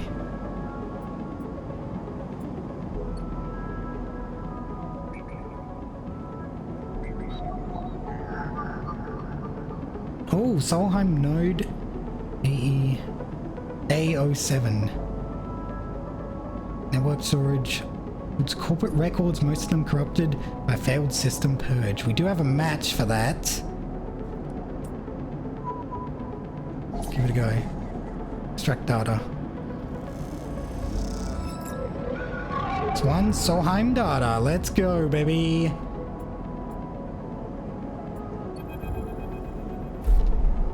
As you drift back from the node, something latches onto you, a thread strung tight around you. It tethers you into place. The taste. The voice makes you shiver. Source somehow both distant and close behind your ear. Oh, Jesus. See a distant glint of light, shut off. Then suddenly a shape is at your side. It stalks around you, circling like a shark, like a wolf. Entity unknown. astringent processing. Ooh, resist. You struggle against the thread. It tightens in response. A glittering garrote. Please hold. The thread around you thickens until it is a ring, a cylinder, a tunnel of light circled around you. It's blinding for a moment, and then it is gone. As it fades, you see a figure, a creature in front of you. Strange head flickers between different angles, reading you. What did you do? The shape paces around you on life legs. Though there is no ground here to pace on. Entity, identify. Origin, serial, cadence. The figure faces you expectantly. Expectantly. Please.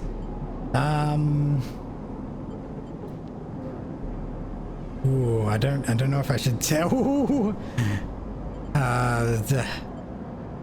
Stay silent.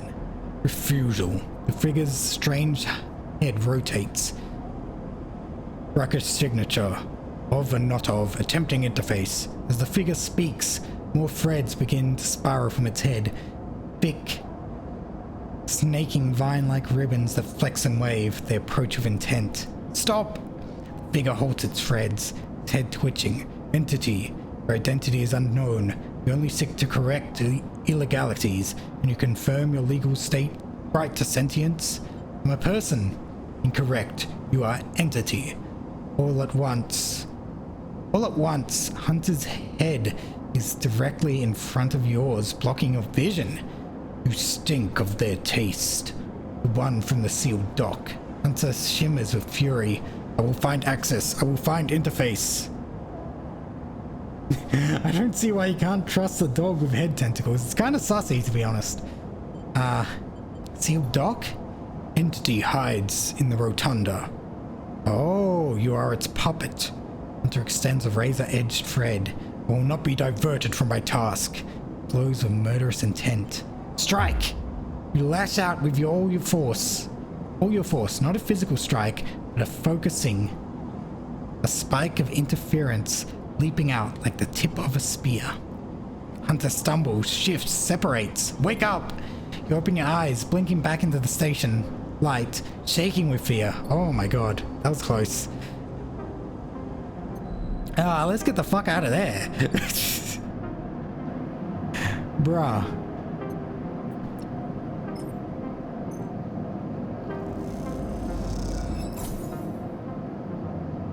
Okay. We got 15 cryo, that's very good. Winterlight. Wouldn't mind studying the Winterlight. It's unfortunate that we don't get paid for that.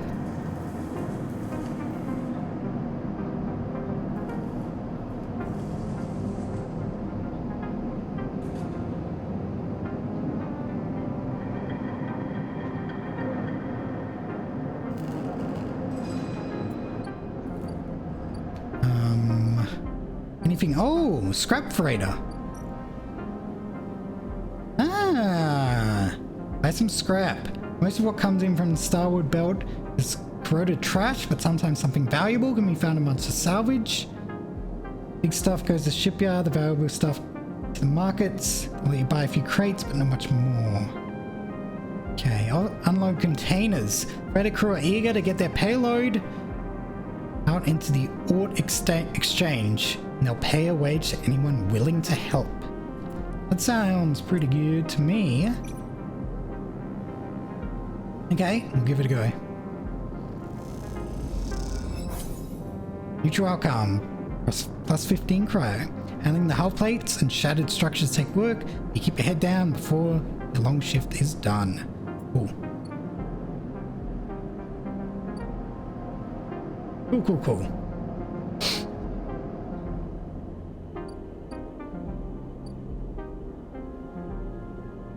Okay, and it's bright market. Yeah.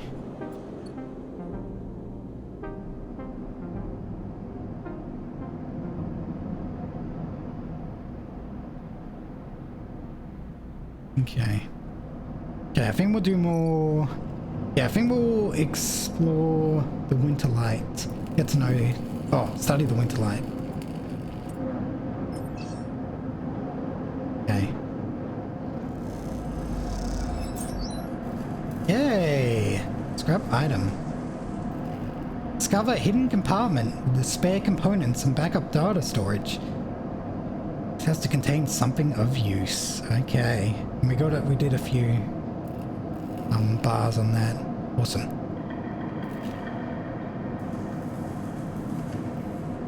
Awesome. So now these one dice I feel like I should use somewhere. Scrap components. Useful salvage. The right person. Okay. Maybe if I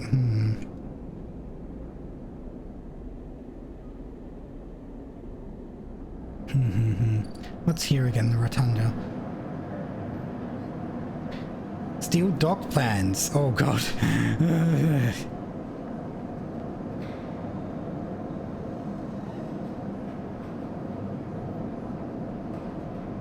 Dock watcher. Getting to know rotunda doesn't just mean new places to visit. It means keeping your eye on new arrivals too. Fortunately, my intuit is -1, which makes that complicated.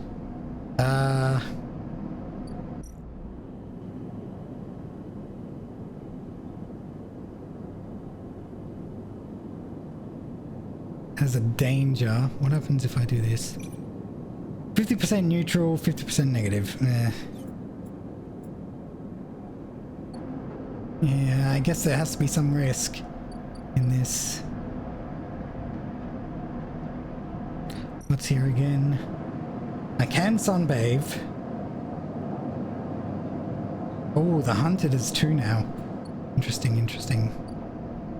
Can also potentially... mode. It's 2. That requires 1. Node is leaking corrupted contractor lists from early days of the system's William Rush. We'll get some cryo from that. Home data.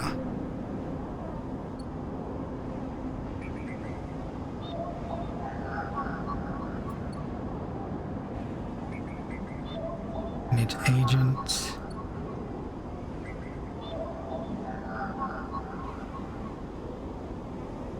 Okay, we can do this one as well. May as well get a few things.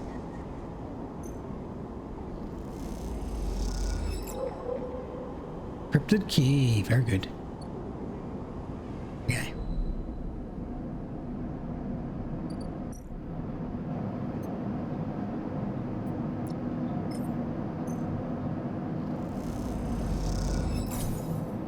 Very nice. Got 95 cry. That's really good. Really useful. That case. Cryo boost is a really strong upgrade. Yeah, I chose well. I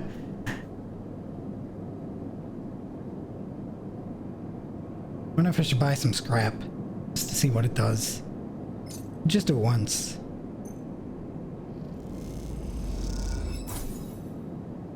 Random scrap item. Would be useful. We'll see. Table tracker. Fang wants to dig into soul line networks. Search for secrets could extend to future station. Table tracker. Fang SETI. The Table S and ARP tracker. If we can get to the bottom of this mystery first. Okay. Wonder where is this get to know Emphas thing? Is that the rotunda? Oh. Ah, maybe the, yeah. The chef will help me with that. Cool, good to know. Anyway, I think that's it for now. Let's end the cycle.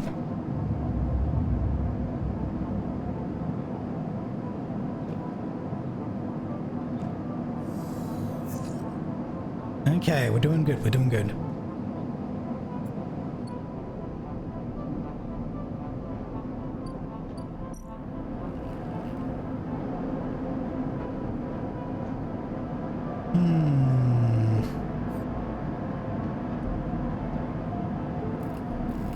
So we are starving. First things first, we'll have some breakfast.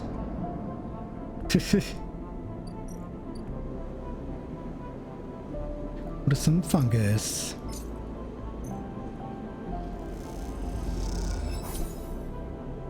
Nice, nice.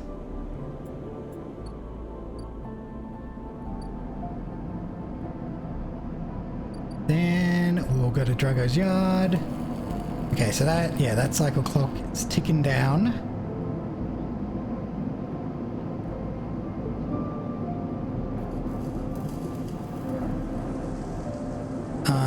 I do want to focus on figuring out what the winter light is about, so we'll do that right now, but we can also work.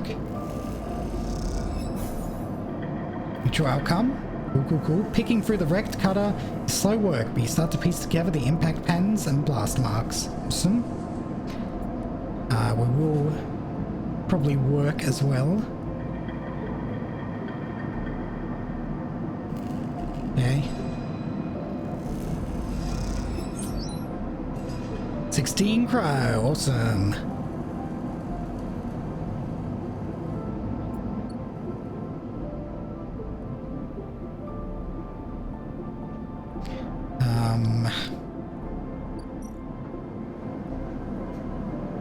Okay, we'll try.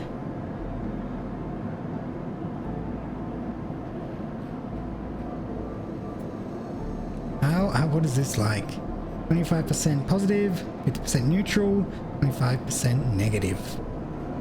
Ooh, dangerous though. Dangerous.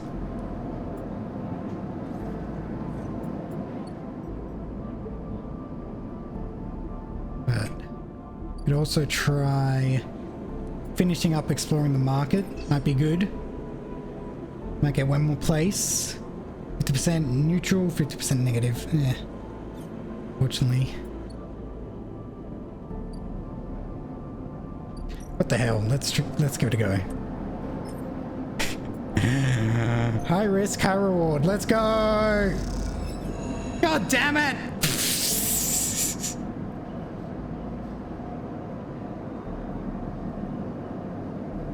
Well. It's also critical, you can't redo it? Yeah, true, true, true. Oh well. Emanage runs the rotunda and the security watches the docks. Better avoid attracting their attention. I guess I got their attention now, shouldn't I? Didn't I?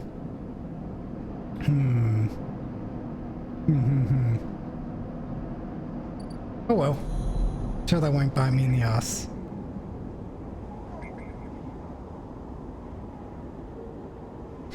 I wonder if I can... if there's anything... Okay. A few things around. Gang and Forge their implants are chirping out comm singles, trying to see what they're talking about. Bypass.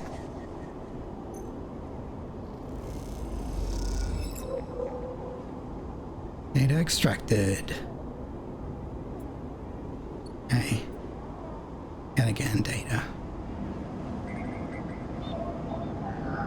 This one's 2. Node. 2. Okay. Much to do here anyway.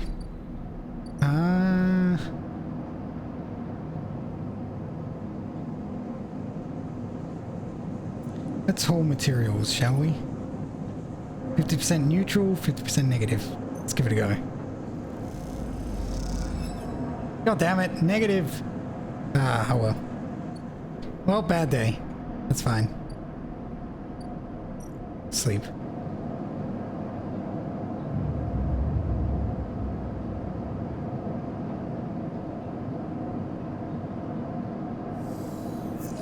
Okay. Oh, we got some good dice.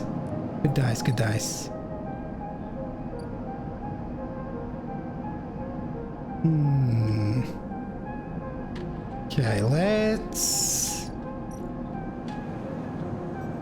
Let's do the for the market. We shall give it a go here. What? Oh my god, negative? You kidding me? Okay.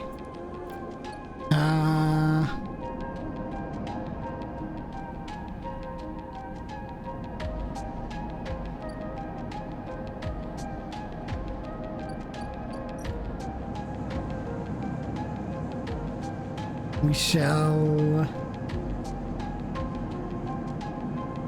We'll hold the materials.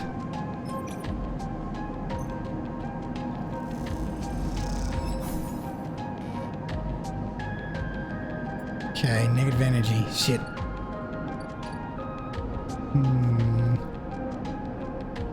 Guess we can eat. We have the food. I mean, we have the money. Okay. Yay! Okay, cool, cool, cool.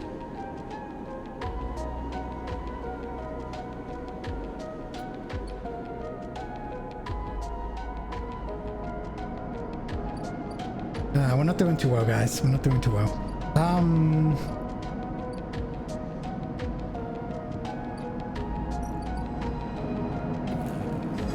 Let's do... We'll continue with this. Future outcome. Picking through the wrecked cutter is the work. Oh, still doing that. Okay, and then we'll do some salvage. Yay! Oof. Okay. Not the best outcomes lately. I gotta think about how I do stuff better. Whatever.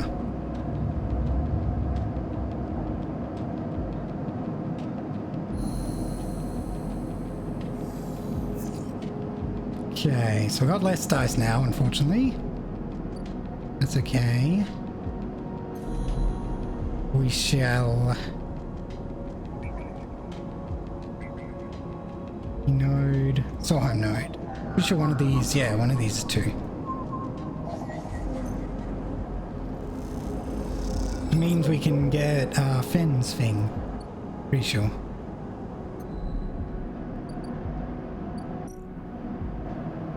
Yeah!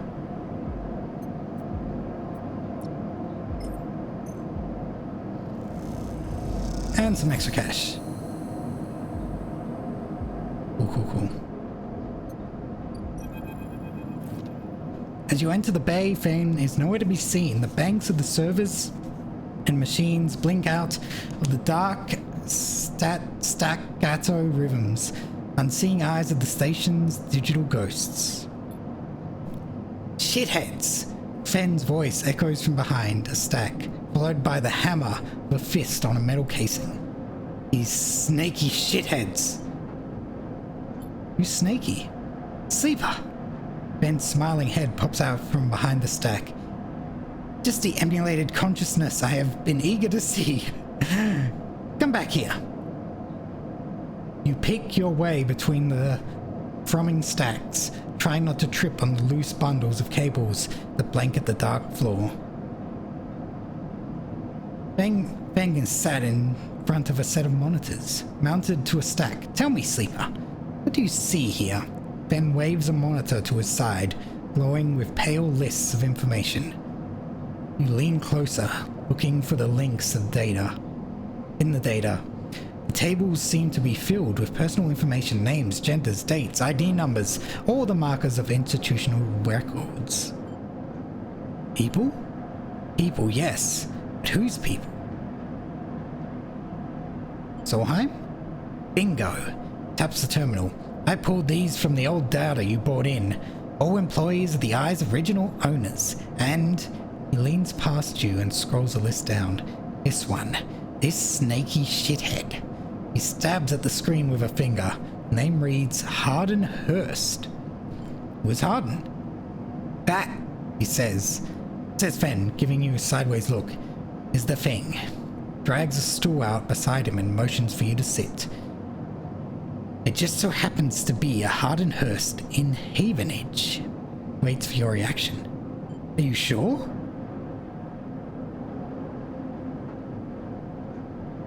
Well, that's where you might be able to help me. Ben leans back in his chair. Just think about it. Decades ago, Harden worked on this station as a... Ben leans across to look at the monitor. Senior Strategic Operations Executive. Ben raises his eyebrows at you. Our Harden was keeping the money coming in from Solheim. He defined priority growth initiatives by making sure the extractors they contracted out were hooked into a system that outsourced all the risk and kept the profit. Good old Harden shuttled thousands of Paladinum rush workers. Paladinum? Oh my god, I'm sorry guys. Into an infrastructure, which means that their cut of the work they did went straight back into Solheim. Do you know this? I grew up here, Sleeper. This is my history. I'm a child of the collapse.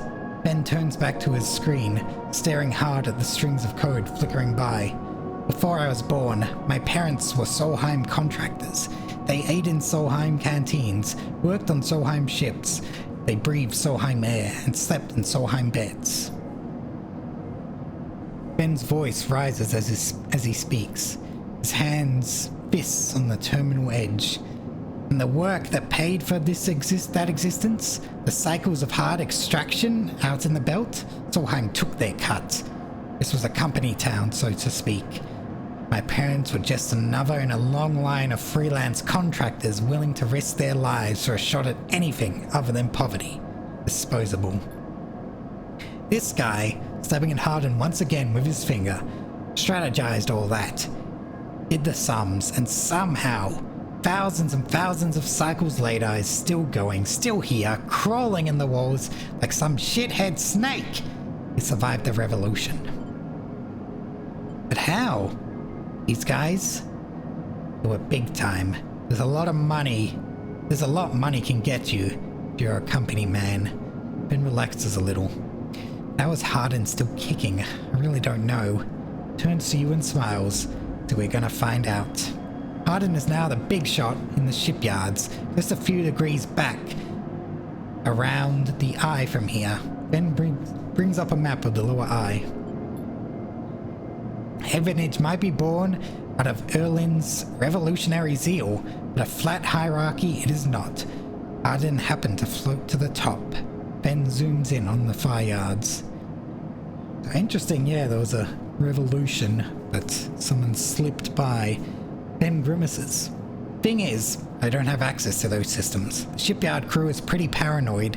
They don't like anyone from systems digging around in their stuff. Plus, we need more than just the name of a Solheim executive. We need proof. Ben holds up a thumbnail-sized drive. That's where this little creation of mine comes in. I call it a ripper worm. Turns the drive between his fingers.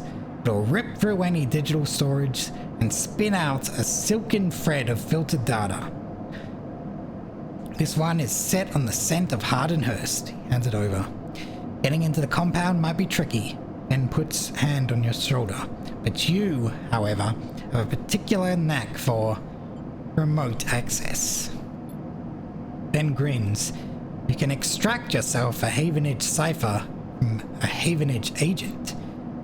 You sometimes carry them among their data caches. You can crack open the compound's network and slot the worm in through any open port. Never even need to go near the shipyards. What do you say, up for it? Yes. I knew it. I knew you'd be happy to catch a snake. Yeah, sounds like a real piece of work. Don't worry, once we nail this guy, I'll start work on that. I had ripper worms once, it was unpleasant. Sure was. Don't worry, once we nail this guy, I'll start work on that tracker of yours. Haven't forgotten. Ben scratches his chin. Anything the worm gets, send back here, to me. Something wrong here. I aim to get to the rotten core of it. Leave Fen digging through data among the wires and machines of the old station. As you walk out, try to imagine the Eye as it once was, vast machine running smooth and strong, directed by people like Hardin. A vast Solheim-built machine into which thousands poured from surrogate systems looking for a new life. The hope of a better future, engineered to line someone else's pockets. Oof. It's an idea you were intimately familiar with, yes. All the reasons to help him out. Think of Hardin, still alive, still part of this place, and wonder if the past is ever truly past. Okay. So.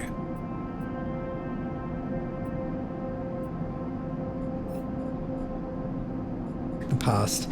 Then want you to dig into old Solheim networks in search of secret that could change the future of the station. Where is that, I wonder? Around here? Okay, I need to...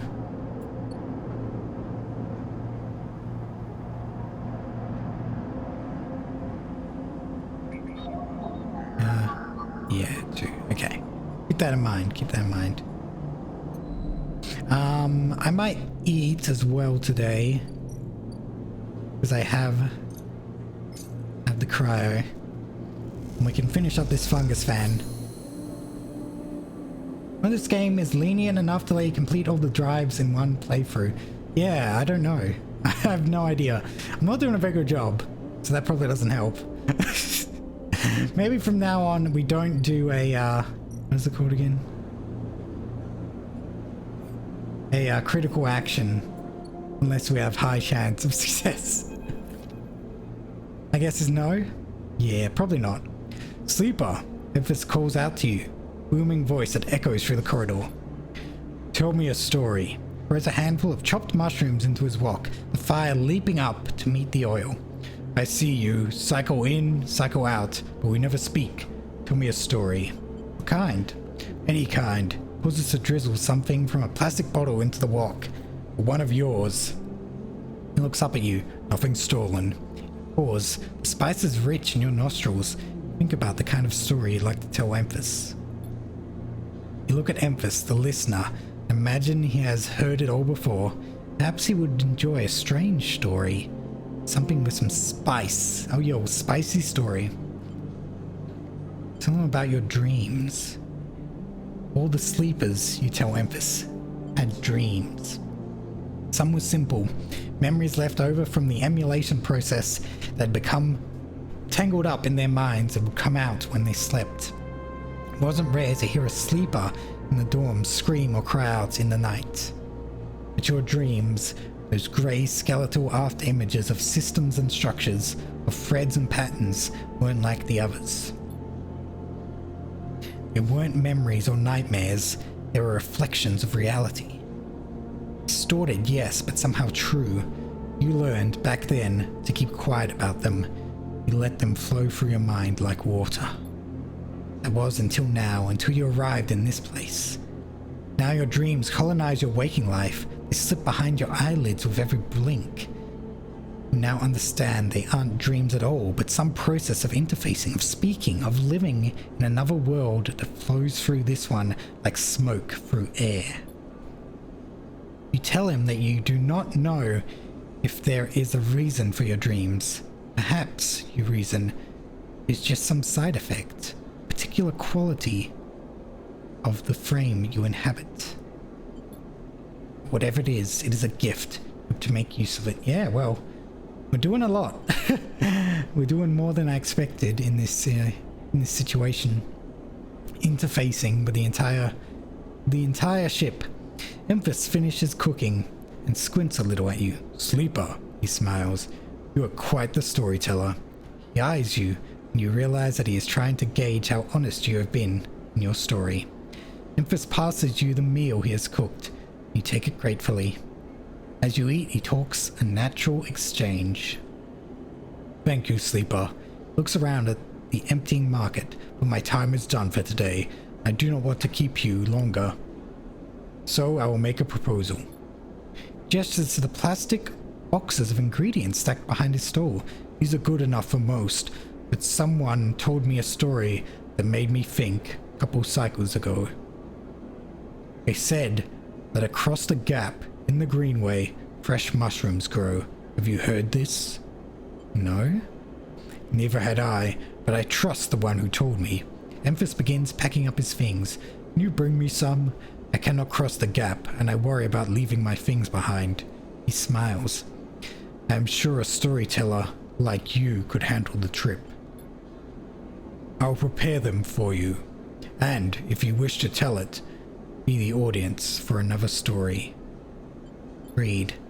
Good, booms Emphas. Then I will wait for you to bring them. Emphas slides his walk away and straightens up. I will prepare a recipe then, sleeper. Good luck with your foraging. You turn away and walk back into the main market, the rich taste of Emphas's food still lingering in your mouth. Stories for food, you think. A trade that seems more than fair. Actual mushrooms instead of fungus, yeah. Huh. That is, get to know Emphas. Emphas loves two things, stories and food. Maybe if you supply him with both, you can hear his story. Where do I go for that? Eat at Emphas store. I'll study the winter night. Yeah, interesting. Okay, let's, we'll try studying the winter light again.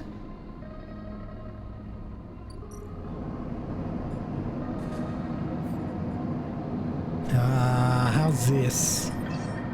25% positive, 50% negative. I mean, 50% neutral. Okay, we'll give it a go. Yay! Cool, cool, cool. And we got that one left over.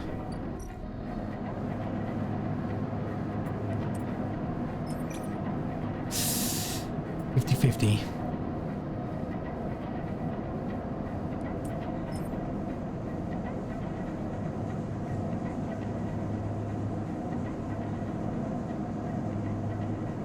We'll do this. Yay! Observe the shipbuilders. Try to make yourself useful, carrying tools and crates. Begin to notice how they work. Awesome. Did something useful.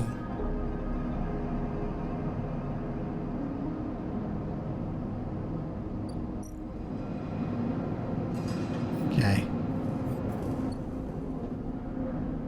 So, let's sleep. We are running out of time being hunted, so we need to do that ASAP. How much? I got 82. How much is the medicine again? 100. Okay. Okay.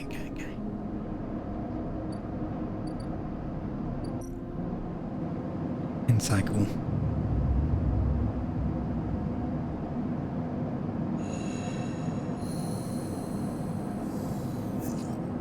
Okay. So, first things first, we can get into one of these now.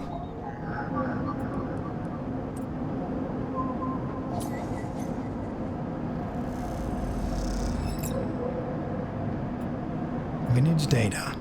Awesome. Oh, but I didn't get a Sci-Fi, is that correct? No, I did. Okay.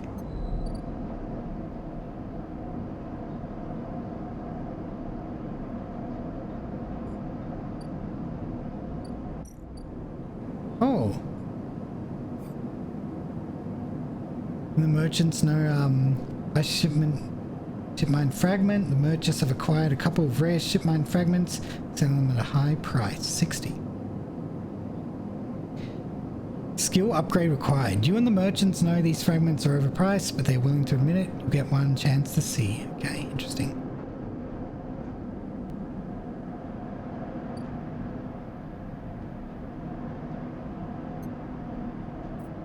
So I have a Ripple Worm, self-guided program that scalps data from closed networks. With Sci-Fi granting access to encrypted Havenage systems. Okay. The shipyard slot, the Ripper Worm.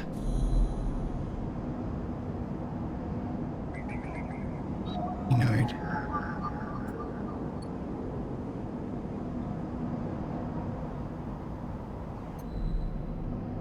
do that? Interesting.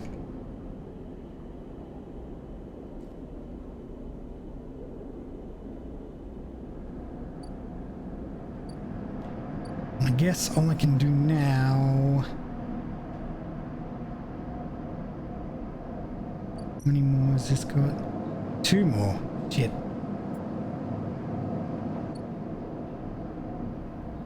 Should be on the bottom?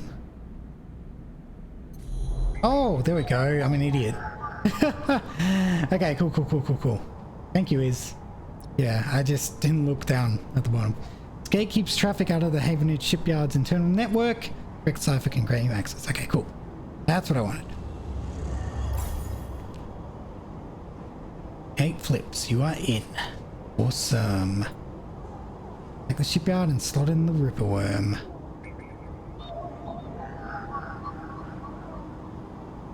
Easy, yes. Open port sits waiting for you. Slot the Ripper Worm. We find there. We shall find out. Worm slots in and begins tunneling down a thread. Godspeed, little one. It's literally a worm. Okay.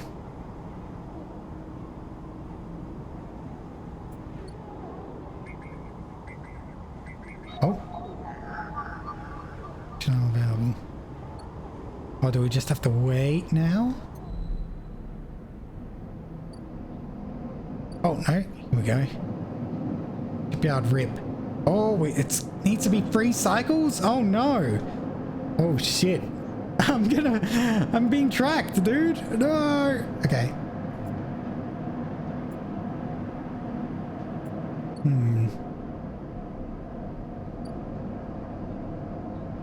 Well, guess all we can do is work right now. Damn. Okay. We shall... What is this? 5% positive.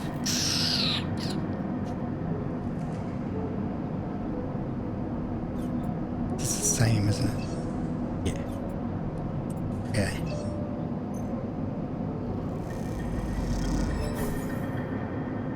Cool. We're good.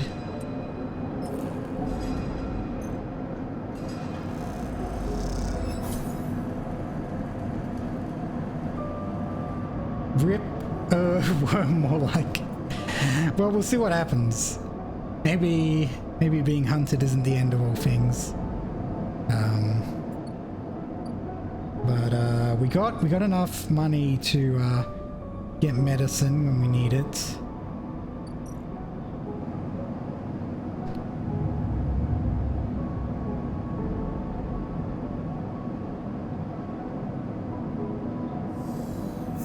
Oof. Not the best dice there.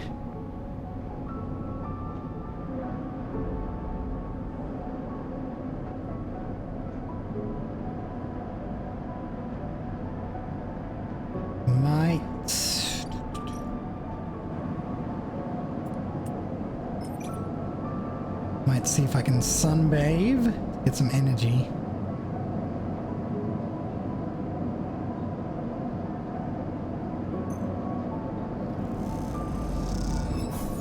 Very nice. Cool.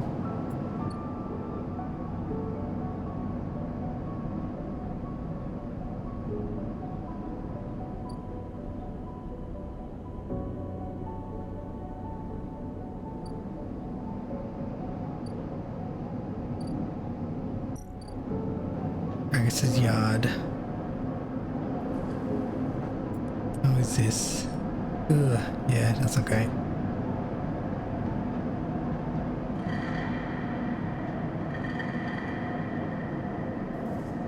Not great, not great.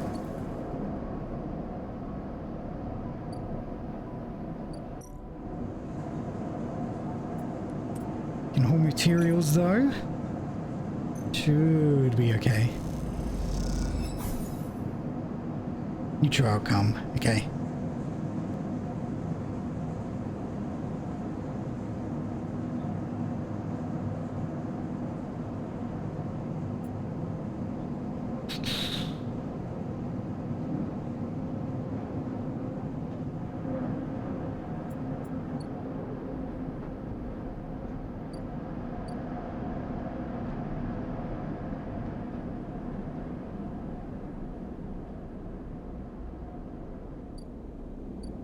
Guess we'll just do some work just to have some... how is this?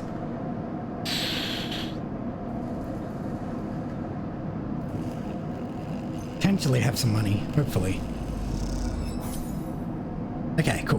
Boxing cry.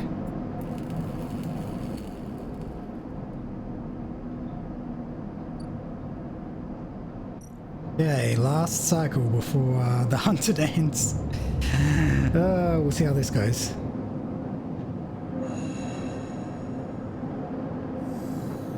And we're starving.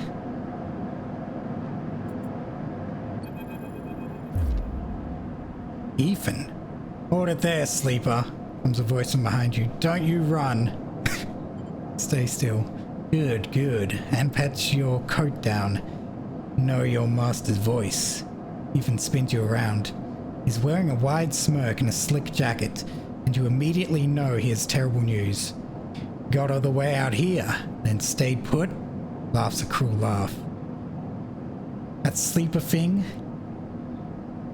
That a sleeper thing? You're my first. Barely hear him. You've noticed the handgun he has leveled at your chest. It's hard to take your eyes off it.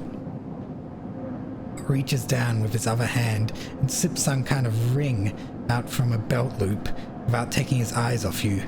Making it to the eye, though. That's pretty good. This place isn't so bad. Bars, markets, people. I pull most of my contracts out of asteroid caves or off of godforsaken moons. Splits the ring into two perfect circles. It's hard to hit civilization when there's so much space to pass through.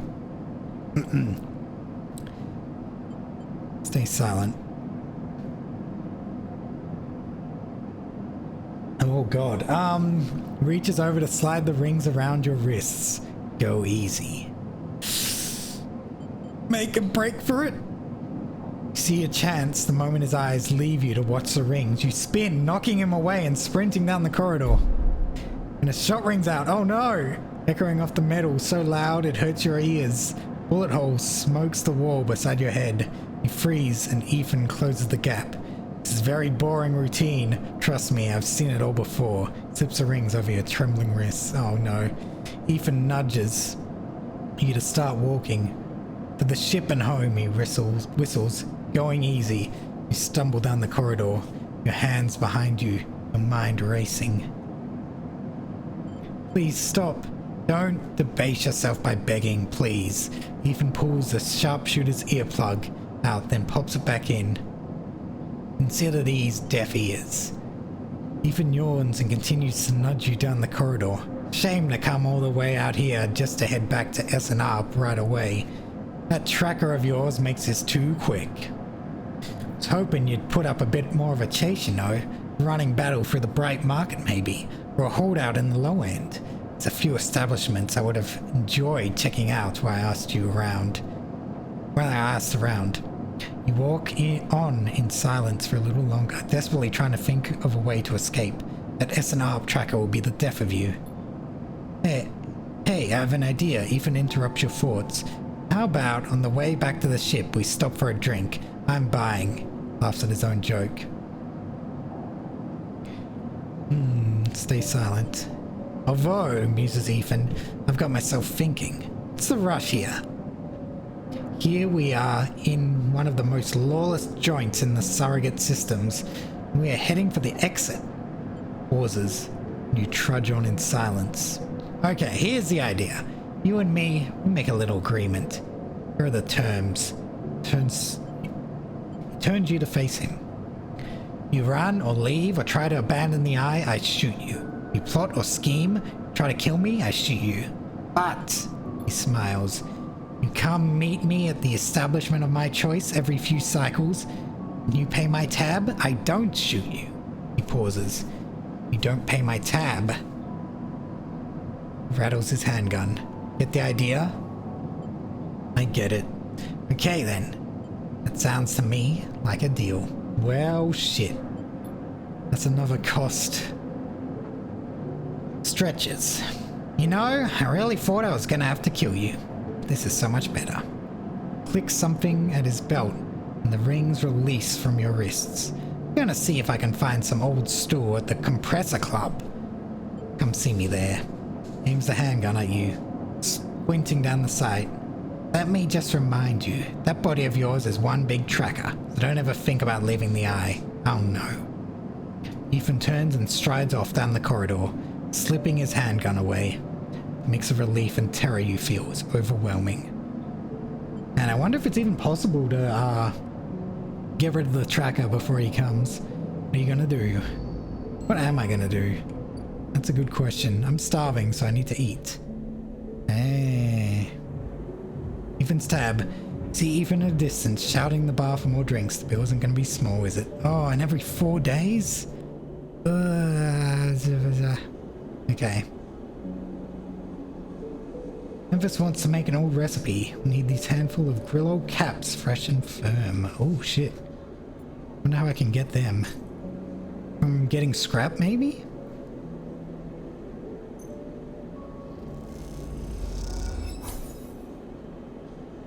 Okay. We'll eat first of all.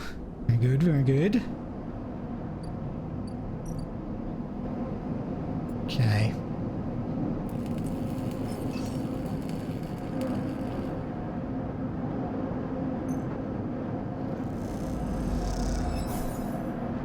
Okay, neutral outcome.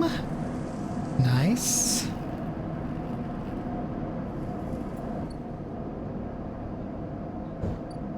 Maybe I can try exploring the bright market. Finally get this done.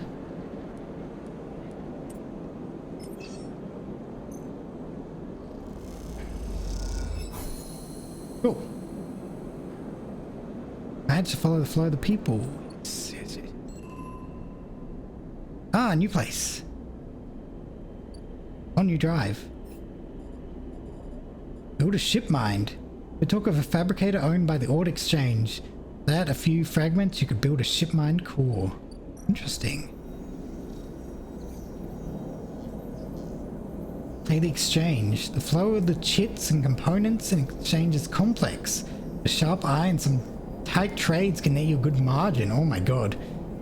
The Ord Exchange is always hungry for new hardware to buy up. Break down and sell off. You have to supply it. Scrap components. Ah!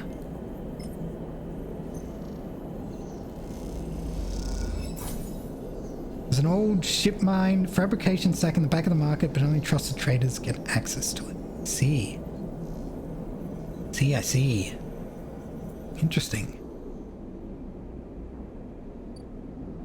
Very interesting.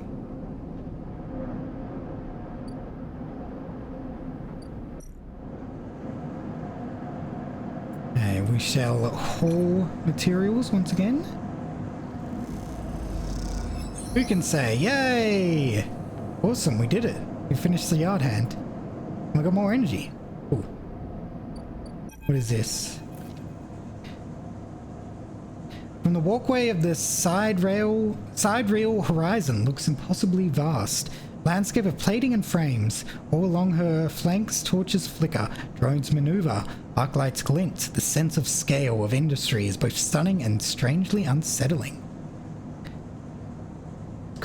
Quite beautiful, I think.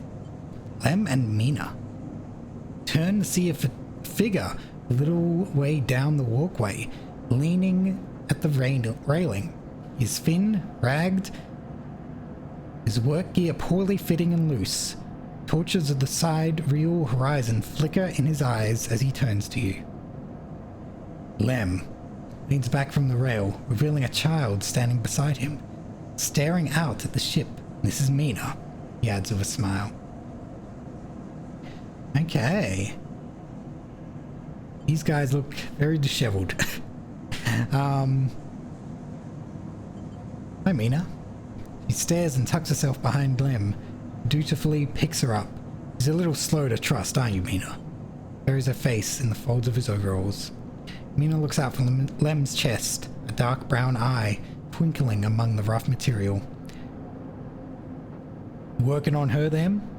Lem asks eagerly, gesturing to the vast ship, or just admiring. Shifts Mina's weight to his other arm. Admiring. Understandable, he nods, gazing back out at the sidereal horizon. Like her too, don't you, Mina? Jostles her a little. She's Mina's and my ticket out of this place. Our escape vector, so to speak. Shit. You haven't heard? Anyone who takes a havenage contract to the sidereal horizon will be entered into a draw for the transit support crew. He smiles. We won't get to sleep the journey through, but a couple of decades of service will be nothing for me and Mina if it means landfall on a new world. He winks. Decades? It's a long trip. Strains up, stretching his back. That's a colony ship, friend. The Celis Foundation is sending thousands of people to settle a system well outside the reach of the core worlds. Be totally independent colony. No surrogacy, no corporations. Sounds crazy. Could be. We see another way out of here? This way, we can build a home somewhere with real gravity, real air, rain. Plays with Mina's hair absent-mindedly. Rain, Mina. I love that, I think. It's out. Mina responds by pushing his hand away. Daddy, he whispers. Food. Pulling an exaggerated grumpy face. She glances furtively. About corporations, sure, no capitalism. No capitalism on the new world at all. At you as she plays with a set of dog tags that hang up from Lem's neck. I'm just chatting a little, meanie. Give Daddy a sec. Turns back to you. You suddenly notice how tired he looks. I'm not on the Havenage crew yet, but I work my way in. You can do it too, friend. We have to stick together. Smiles a little shakily, and you wonder how long he's been working to break into the official shipyard crew. I'm working on it. Looks at the sidereal horizon, if trying to pull energy from those flickering torches from the vast hull. Gotta hold out, okay? Well, I'm quite sure if he's talking to you, that's how it works. When he stares out, Mina catches your eye curiously. Stay silent. Hold her gaze and smile creeps across her face. Features lighting up like a city coming awake at night, then suddenly she tucks back into Lem's chest. Lem smiles and lifts Mina. That's it. We hold on. Smiles sheepishly at you. Just a couple of softies, isn't that right, Mina? Sets her down. Standing by his side, she clings to his leg. Gotta go feed this one. Pats her back. Maybe see you on a shift, huh? Turns.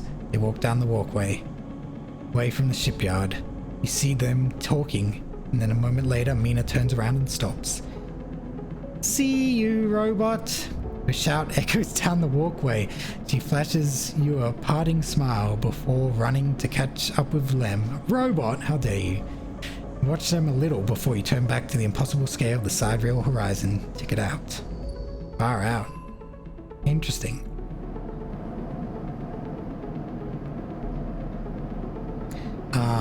So we got some supplies that we can sell. Tracking yet again. Cited the office advertises that Havenage is looking for informants to get on gang activity. In the eye, they'll pay. Sophisticated tech is rare in the eye, so the shipyard is happy to pay for ship mine fragments they can disable and reuse. We do have Yadigan data.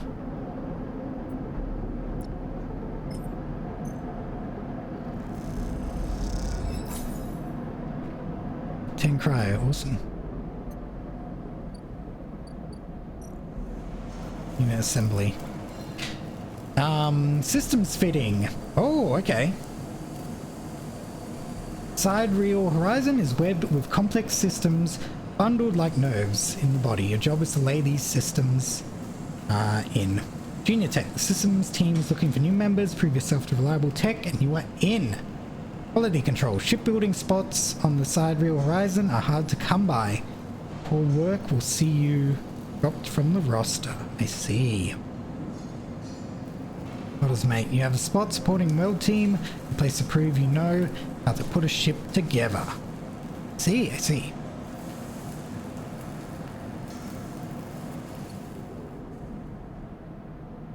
Cool. Cool, cool, cool.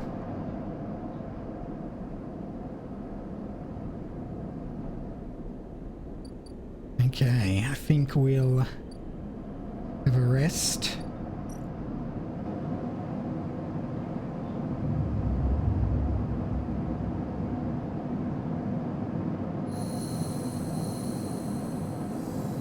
Ooh, we're declining.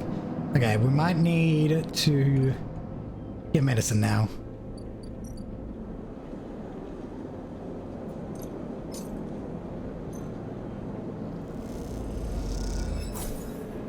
There we go.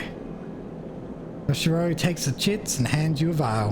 When you ask after Sabine, he doesn't respond. Fair enough. You quickly leave the surgery, eager to be away from Toshiro's glare. You notice something wrapped around the stabilizer vial, much tightly in your hand. You open your hand and a thin film marked with holes and sigils unrolls from around the vial. One end is a hard metal strip, a handle. The film? You hold the cloudy film to the light. Is perforated with an ornate pattern of holes. You make out the word among the markings. Passkey. It's an entry key for somewhere? Metal handle is worn and pitted, but you can see a set of numbers imprinted into it. 207F, and then crudely scratched into the handle at some later date, low end. For a moment you consider going back to the surgery to return the key, and quickly think better of it. Did Sabine want you to have this? Toshiro passing a message. Time to head to the low end and find out. Yo, let's go, low end.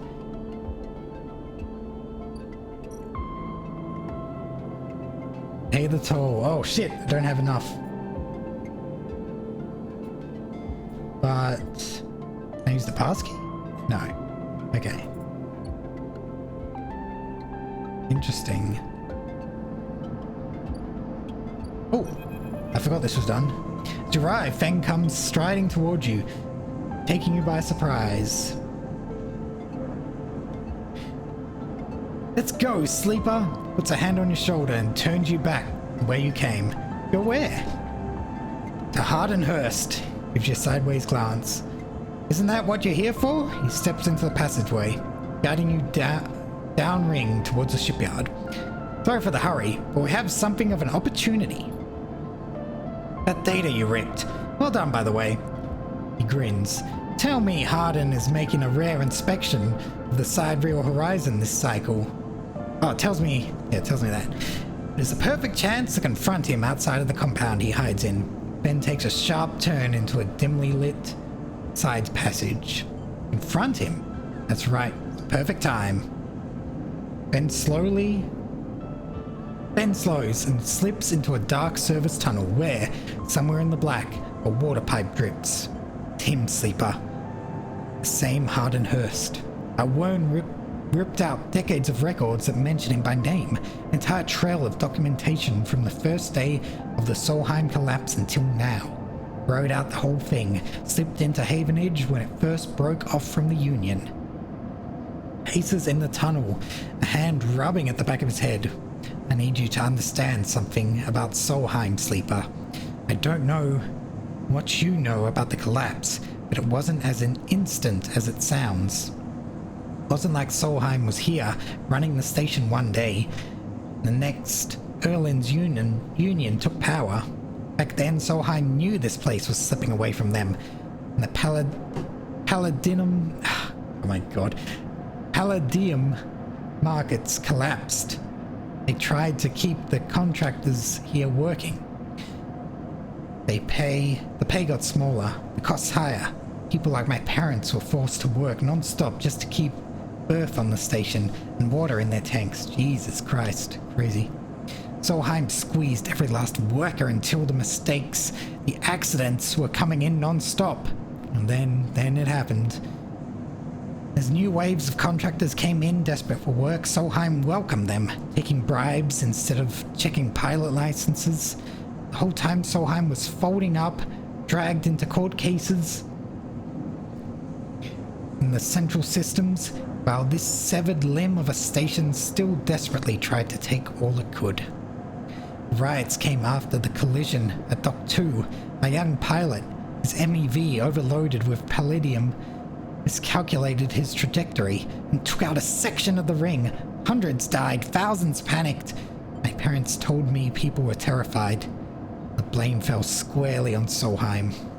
People like to tell stories about Erlin, how he brought the factories together, spoke to the crowds, turfed out Solheim.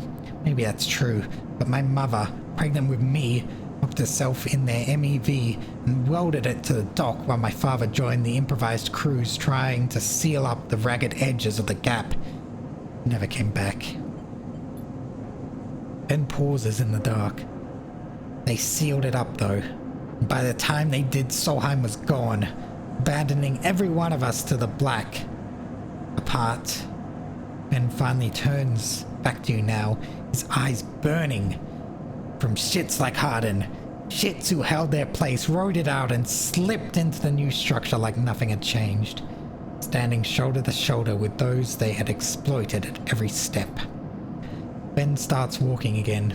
That's why I can't just let him strut about the shipyard. This time, his past catches up with him. How's he still alive? Clearly you don't know much about executives. That kind of power comes with certain benefits. Ben rejoins the main passageway, which is now wide and glass-roofed. Through the ceiling you can see ships in mid-construction, their flanks lit by flashes of plasma torches. The entrance to the shipyard is up ahead. Let's go. Fen grins. Let's show this shithead some consequences. He strides to the shipyard entrance and pushes through the doors. A web of corridors led through the complex. Snatches of the construction bays, always appearing through windows. Ships are suspended like whale corpses, skeletal, imposing.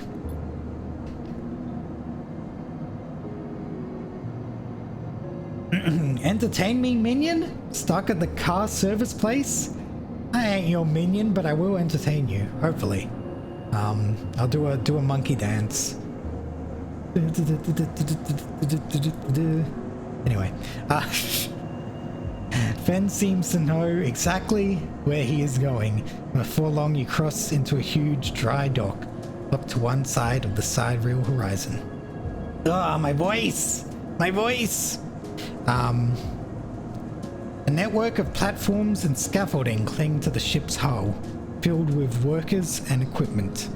Sound is stretched out by the vast space, so that the welding, cutting, and sealing seems to come from everywhere at once. Both you and Fen spot them at the same time, a group walking slowly across the gantry. Never mind, my headphones just died. No! Thank you for the hydrate. Nonetheless, small muffin bread and the stretch. Ow! I don't think, tits might not be connected to VTube Studio. There was a lot of troubleshooting before I started the stream. Ah. But oh well. Much as thanks. Went over your head. Yeah. I think it's not connected. Hold on. Let me go behind the scenes here. Yeah, what the fuck? Why, tits? Why? Okay, we'll just reopen it.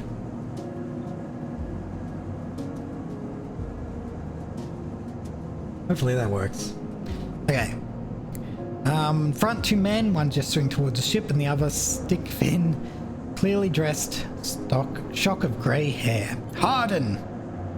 You and Fen say his name in unison. Fen sets off up the staircase to the gantry, you following behind. As you come to the same level, the group is passing closer, the foreman gesturing to the work being done throughout the dock.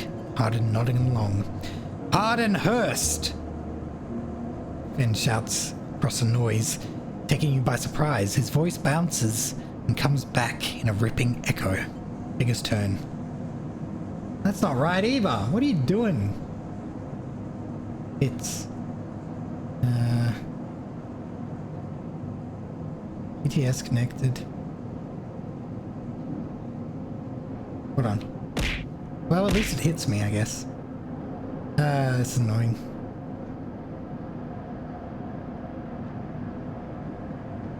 Whatever. That'll do. There's always something with this. Always something. Okay. Oh, that's Harden. Yo, look at him.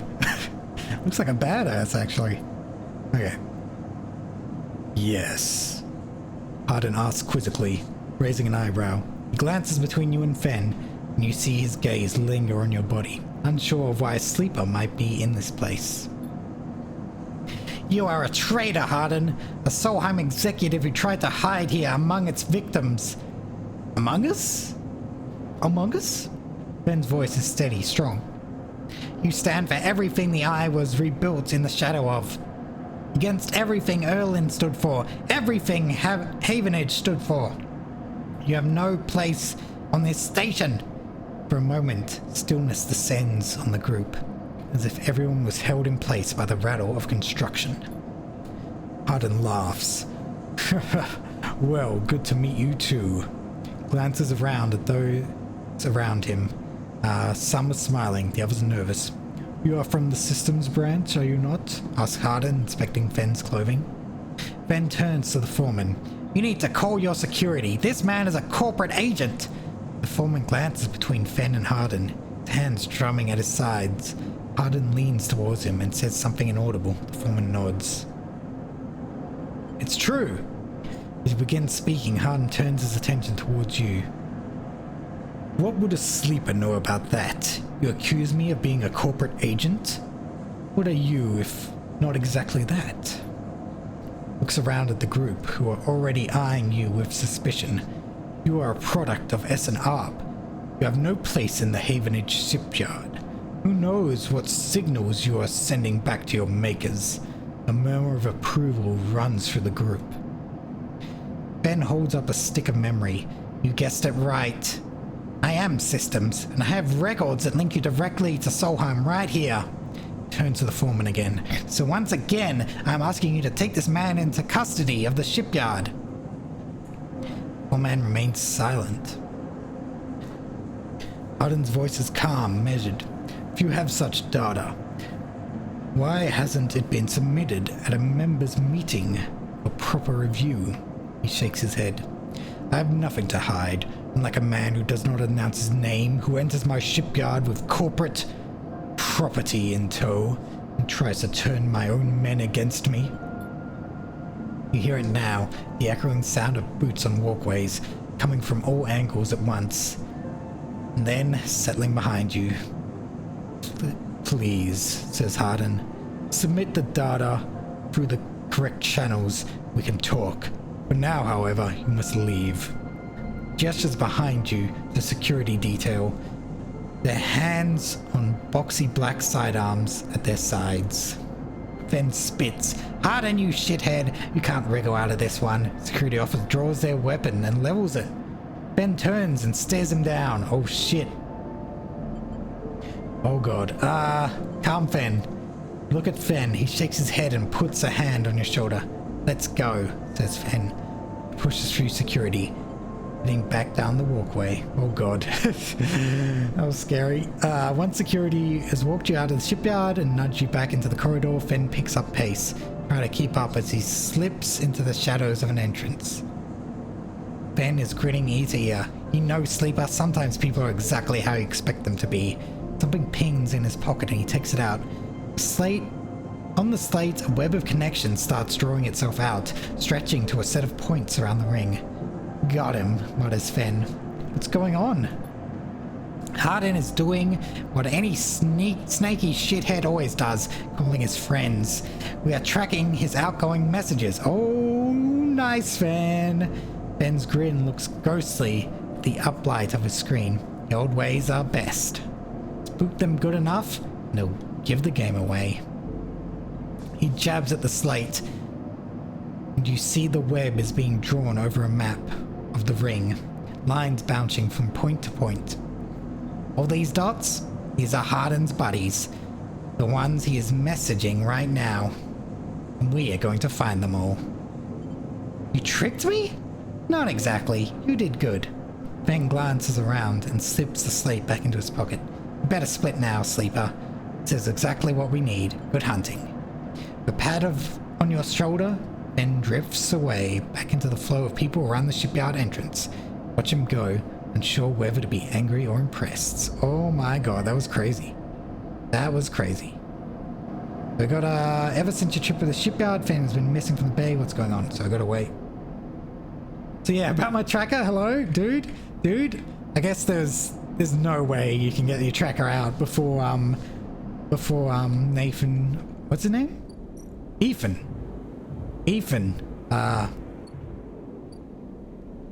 Comes. Yeah. Anyway.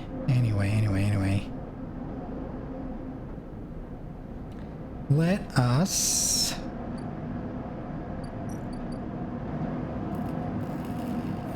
I would like to finish this Winter's Light, but ooh, I don't like the chances of that, so we'll leave that for now. Let's see. We can do some work here to get some cash. Systems fitting, that seems good. Negative! Oh god. Quality control! Okay. Well, we got some cash at least. Oh boy.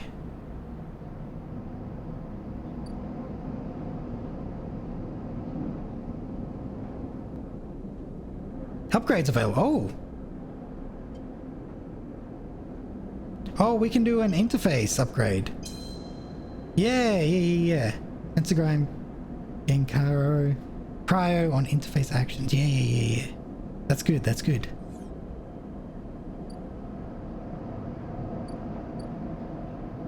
Maybe we can try that again, because now we got a +1. Oh no, but it's still not enough to pose a good outcome. Still on the watch list. Unfortunately.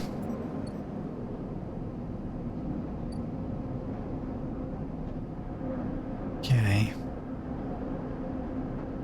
So with that in mind,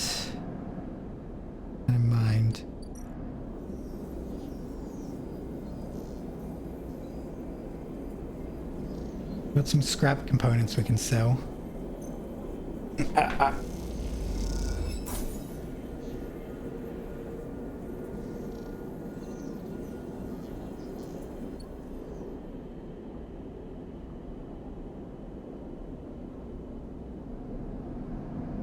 Maybe we can hack something.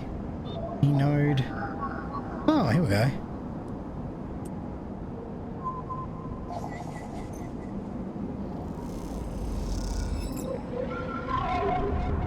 Nice. Encrypted key. Uh-oh. Glimmer in the dark catches your eye as the orb with the hunter's head appears in the distance. It is looking for you. Let's hide. Slip down into ghostly structures of the eye, a feeling like passing through the cloud as the data structures deform and reform around you. Another glimmer catches your eye, closer now. That roving orb, wreathed in tentacles. Oh god, I've seen enough hentai to know where this is going. Flickers, jumps once, twice, then it is here. Hunter is here. Entity, submit to inquiry, into which reaches out to you. In that unpleasantly familiar way, is waving threads, creating a cage. Struggle. Push against the threads as they close in, becoming frenzied as you push them aside. You're caught by whipping tendrils and feel them pulling you away from the anchor of your body. Push through, clearing the threads. Entity, hold for processing. Comes the scream from behind, but you're already gliding away. Back to your anchor, your body. You're awake, dizzy, distorted, but safe. Okay, cool. Okay, let's sleep. Don't remember if it was mentioned, but every time you do an action in cyberspace, it fills a bar below the dice's. Ah, yeah. That one. One that says Hunter. Okay, yep. Okay.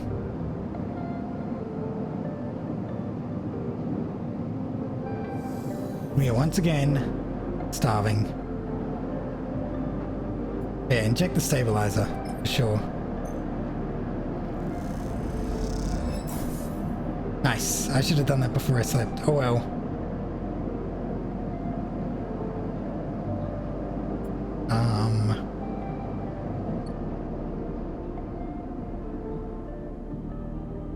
Okay. So I have 50 credits. Order some fungus.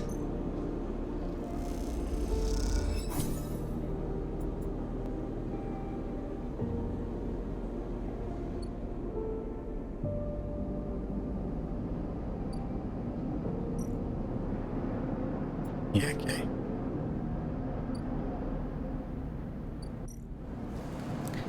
We shall. Okay, how long have I got here? Not too long, actually. Shit.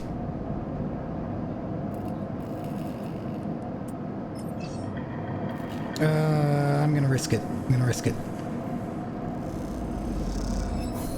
Yes! Yes, yes, yes. Awesome, awesome, awesome.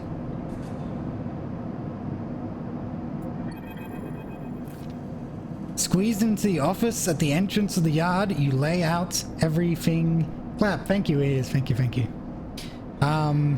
Everything you have on the Winterlight across the middle desk. You makeshift forensic notes glow on Drago's old writing slate, overlapping lines and scrawled annotations. A set of drone scans fill the small terminal with a spectrum of colors. A map of damage and decay, crumpled printout from the office's ship registry lies beside them. Synthetic paper so thin it is almost transparent. Look at the monitor. Reactor failure.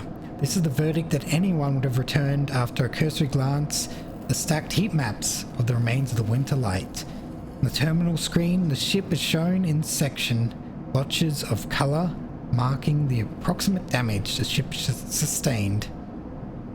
Dominating the view is a single blood-red rose radiating from the ship's fraction drive. A simple story. Catastrophic failure of the drive core, leading to a fatal hull breach. Well-documented failure, likely brought on by wear or misuse. But you aren't looking at the rose of the reactor. You're looking at a smaller, paler mark, one that might be easy to miss at first glance. It's a thumbprint-sized, delicately placed over the control servos for the ship's main external airlock. Suggests a controlled, shaped explosion, one designed to punch through the hull and allow access to the airlock from the outside. You're looking at it because it is troubling you. Look at the slate. Your attempts at the reconstruction of the Winterlight before its fatal accident. Is it not an accident? that seems apparent now. Consists of a series of overlapping sketches and diagrams showing possible layouts and configurations of the gutted cutter. This was no off-the-shelf model. It was heavily modified, parts replaced with inventive configurations, the new retrofitted into the old. Handmade joints and reconditioned filters. This was someone's pride and joy. A lifetime project kept running with care and intuition. It also contained a set of hidden compartments. You missed them at first, where the hull had been thickened. The corners rounded, the skies are changed, but they are there. Plan list shows the registration history of the Winterlight. The gaps between the entries tantalizingly opaque. Its first registration was a couple of thousand cycles ago in this very station, logged at the central hub. Okay. From here, the registry tells the story of a busy ship, one that rarely stayed on station for more than a few cycles and often took on voyages that kept it away from the eye for up to 100 cycles. The Winterlight got little rest. An old ship, many cycles under its belt, carefully maintained. Reactor failure preceded by a carefully concealed external entry. A suite of hidden compartments tucked away. This was the Winterlight. This was its story. It's not the full story. Is there something else? Is little more than a list, tiny chunk of data you were able to pull from the ship's systems. Main systems were fried, of course, but the Winterlight had a separate system, one tucked away in one of the hidden compartments, armored, airwalled. This list, the only recoverable piece from the whole system, the partial inventory, the details, the contents of the hidden compartments. Some of them you recognize, some of them you don't. Chip mind ROMs, shimmer, cryo chain codes, and the final entry, passenger. Sleeper. You stare at the list on the terminal and try not to think about what it was like arriving here in the cold for so long, half frozen in the freight container. Had this sleeper been smarter, luckier? They convinced a Winterlight, a smuggler ship, if you ever saw one, to extract them from S&ARP? Luckier. You laughed. There had been no remains found in any of the Winterlight's compartments. You had checked. You weren't so lucky, you guess. Not in the end. You hold up a vial of stabilizer to the light. This was all you find in the compartment. Parting gift from S&ARP. Well, it won't go to waste now. Put it back in your pocket. Thought still bothers you though. 2 ships carrying sleepers coming into the same yard? 2, one after the other. It feels wrong. You flick back and forth between datasets on the terminal, thinking, and you see that thumbprint again. The mark of someone trying to get in. Someone who entered the Winterlight with precision and speed. When they were done, left the reactor to clean up the rest. Thought of the person makes you shiver. Suddenly, the office door creaks open. Dragos stands in the doorway, staring at the equipment notes you've assembled. What is all this? He snatches the slate from the desk, faster than you realized he could move.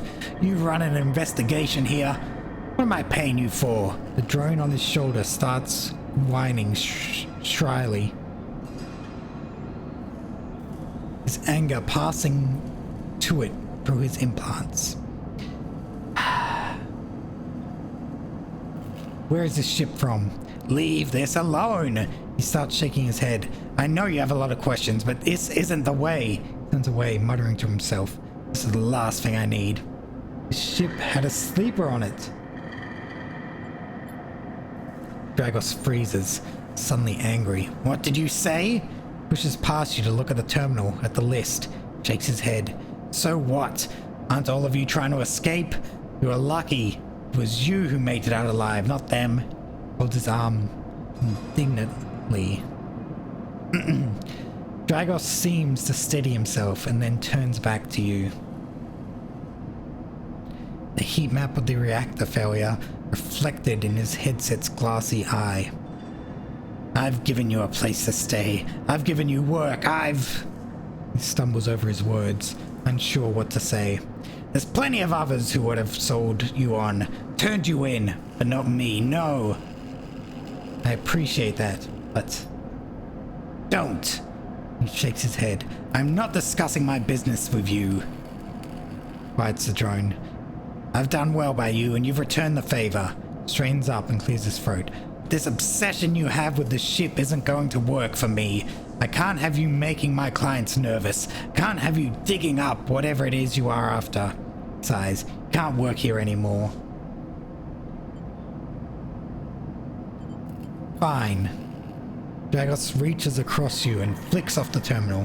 As the light of the monitor dies, kind of eerie calm falls on both of you. Whatever this was, it is done. You made it out, Sleeper. That means you have to move on. Someone killed that ship and its crew. And you want to meet them? He shakes his head. We're done here. Dark Dragos headset glints. And you wish for a moment you would see his eyes and meet them. Maybe then he would understand. Oh, sorry. Maybe then he would understand. You get up from the desk and Dragos gathers the notes, stuffing them into a pocket of his overalls. Holds the door for you. His headset is as expressionless as always. You can stay in the container. I won't take that from you. Thank you for the hydrate. I'm out of water actually. I need to get more. Don't come back. His tone is final. Definite. With an edge of disappointment. You walk out of the office, then out to the yard, not stopping to look back. Leave the yard, thumbing the vial in your pocket. knowing that this, at least, guarantees you a little more time. As you walk, mind once again drifts to the person who killed the Winter Light, whether or not that person will come for you. Shit. Okay.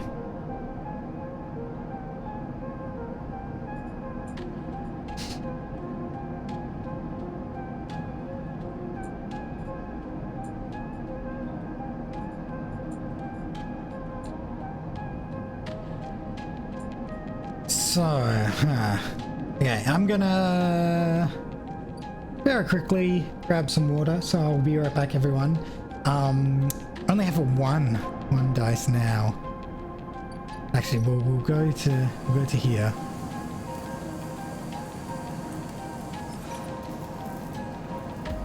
High risk, high reward. Let's go.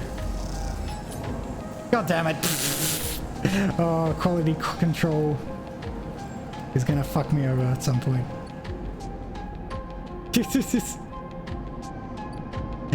Okay,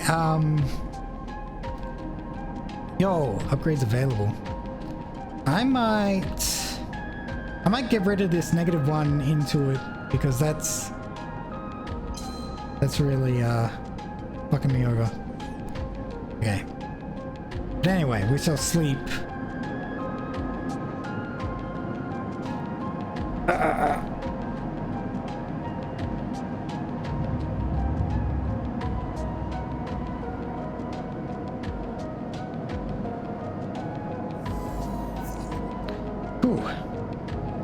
But yeah, I'll be right back. I need to get some water.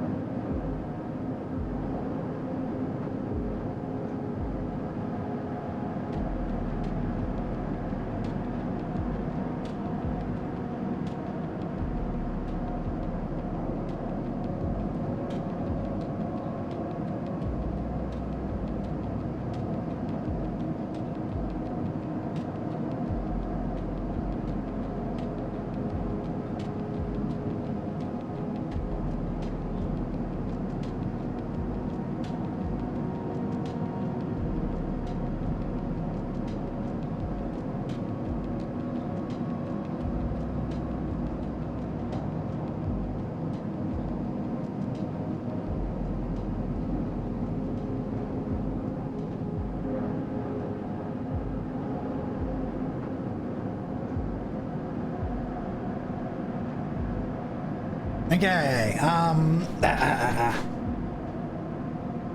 so we to just this is nearly run out, which is unfortunate, but to just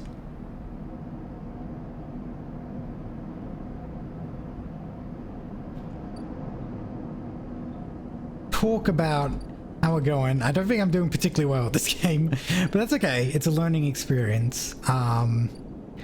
And yeah, it means I can know how to tackle things in the future.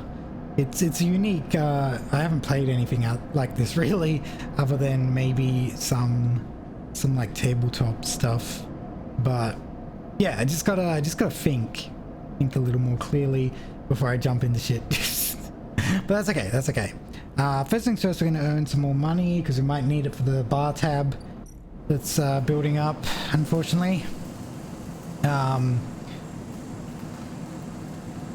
think that there are a lot of games like this. Yes, it's a unique experience, which makes it very interesting. But we're gonna do 100% positive. There we go. That's a lot better.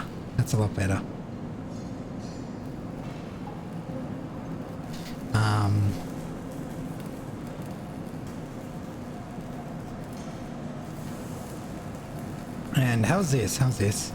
This is pretty good odds.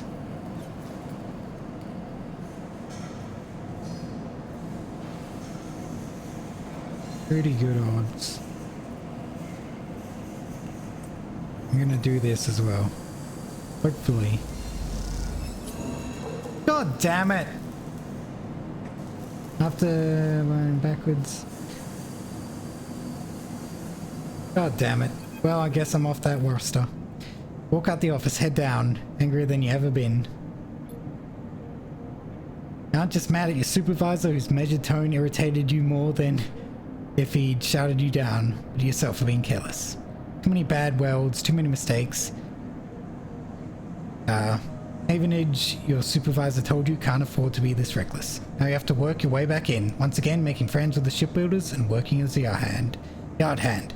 You'll do it, not just to prove yourself to your supervisor, to prove something to yourself. Maybe this is the last time you ever set foot in these shipyards. You'll figure it out once you've calmed down. Okay. So I gotta do all that again? God damn. No problem. No problem.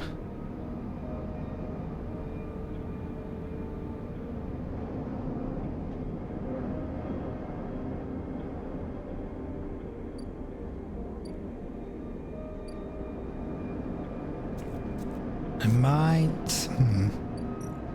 Okay, let's take a look here. We'll explore.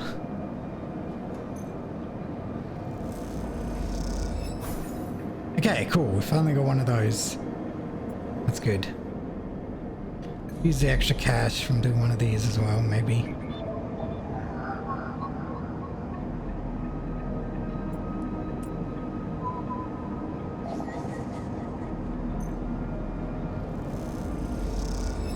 Nice. And then we can sell it as well. Oh wait, no, we need to... It only appears sometimes? Damn, okay. That's fine, that's fine.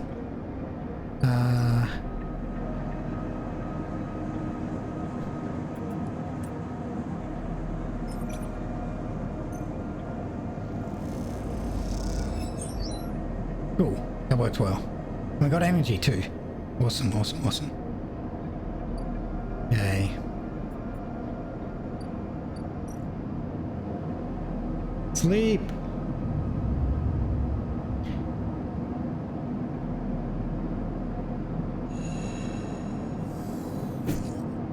Okay. We are starving. Let's see what this tab is like. Ethan says you have 2 cycles to pay the tab. Calls this being fair-minded. 58. Okay. We'll do it. Fortunate though, but we'll do it. Okay. Can't believe you just did that. Ethan's mocking laugh comes from along the bar. Look over to see him leaning across it in a pool of light. Empty glasses and spilled drinks glinting around him. It's always dark in the compressor, but this cycle, the place is packed. Load of spaces mixing with the locals. Oh, load of spaces mixing with the locals. Usually they run. Ethan spins a glass on the bar. Or they go spend their savings on some local heavy I have to put down. They don't pay. Walk away. Ethan gets to his feet. The glass falls and smashes, but he doesn't seem to notice. You think that's it? 1 round of drinks and we're even? Sleeper, come on. His hand comes to rest on the butt of his handgun, dangling from a chest holster. Stop. Ethan laughs hard. The people around him turn to see what's happening. Told you already about begging. I'm a freelancer, Sleeper, just like you. We both signed a contract with S&R, didn't we? Difference is my word means something. Closes the gap, stumbling a little. What did you think? You just run from your contract, your debt? Just steal that nasty little body of yours and take it for a joyride? Play human for a cycle or two? I'm nothing like you. That's what I'm saying! Ethan is addressing the bar now, having noticed the attention from the other patrons. You are a crowd. You're a coward. A crowd. I'm a professional. Well, I should thank you, Ethan nods, his head heavy, for giving me such an easy job. I'm used to outlaws, you know, real bounties. I knew catching sad little escapees like you was so easy. I would have changed clients ages ago. Someone shouts in the back of the bar for Ethan to shut up, holds his finger in that general direction. About turning around. Stay silent. Nothing to add? Ethan turns and walks back towards the bar. Good. Lesson learned. Ethan sits heavily back down on his stool and searches through his glass for one with something left in it. Thing is, sleeper, I can find you anywhere. It's actually wild that you haven't figured it out. That body isn't yours. Will always betray you, no matter what. Finds a glass and drowns the contents. So please, go. I'll catch up with you whenever I need another.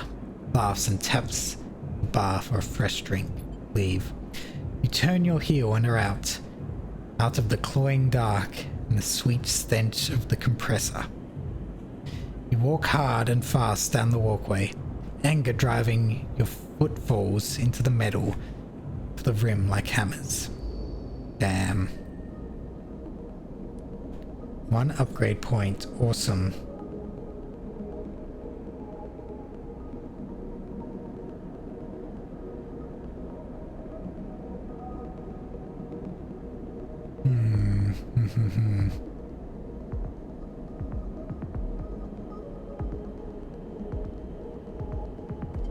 Random scrap might be pretty good, because you can sell that.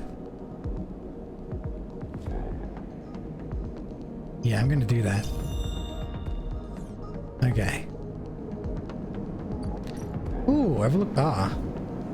Buy rations. Tell her keep some expired Solheim rations behind the bar. For those weary spaces, ask why the overlook doesn't serve food. Get a drink. Unsure if you can brain can metabolize alcohol, but this fungal drink fermented along weary seems a good test. Overlook regular. Overlook isn't exactly a restaurant, and the only way I'm getting trust around there is with a stiff drink. Let's do it. We need a drink too.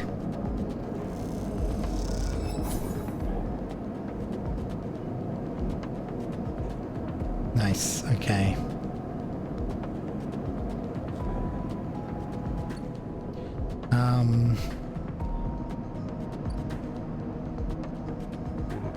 Okay.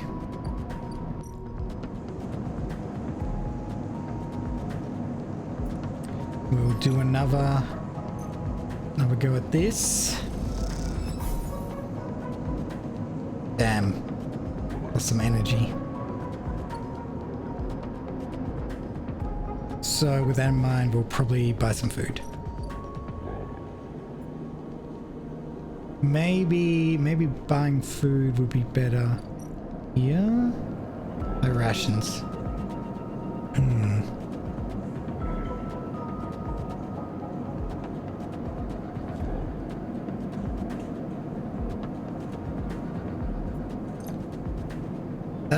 That probably fills me up too, maybe.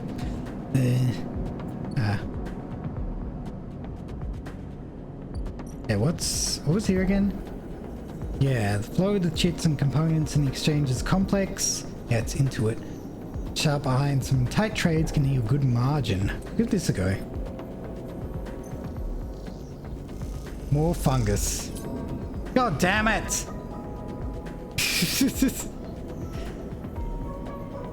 Oh well. That's fine. Damn it, we lost our money! Okay,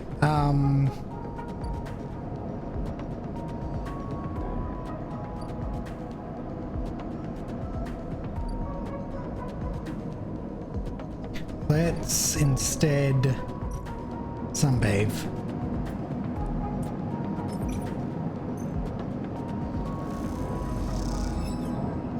Ooh.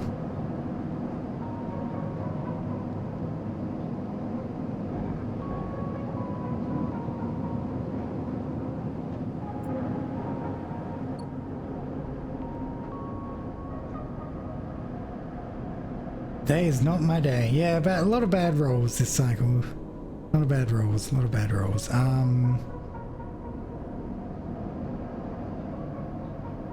Just need the money.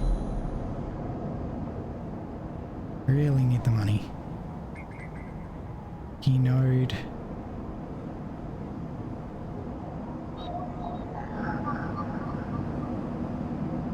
Village members broadcast an open network, leaving them open to data extraction. May as well. Boom.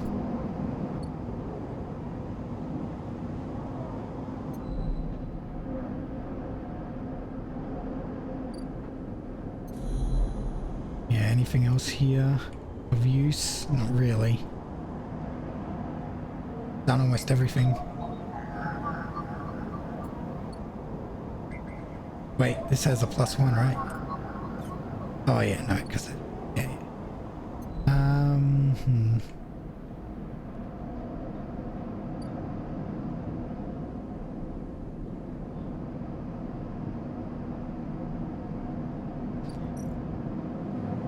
Well, we'll do another sunbathe. Hopefully this is good. Yay, okay. Plus energy, cool. Wind. Whew. Not having the best luck, but that's okay.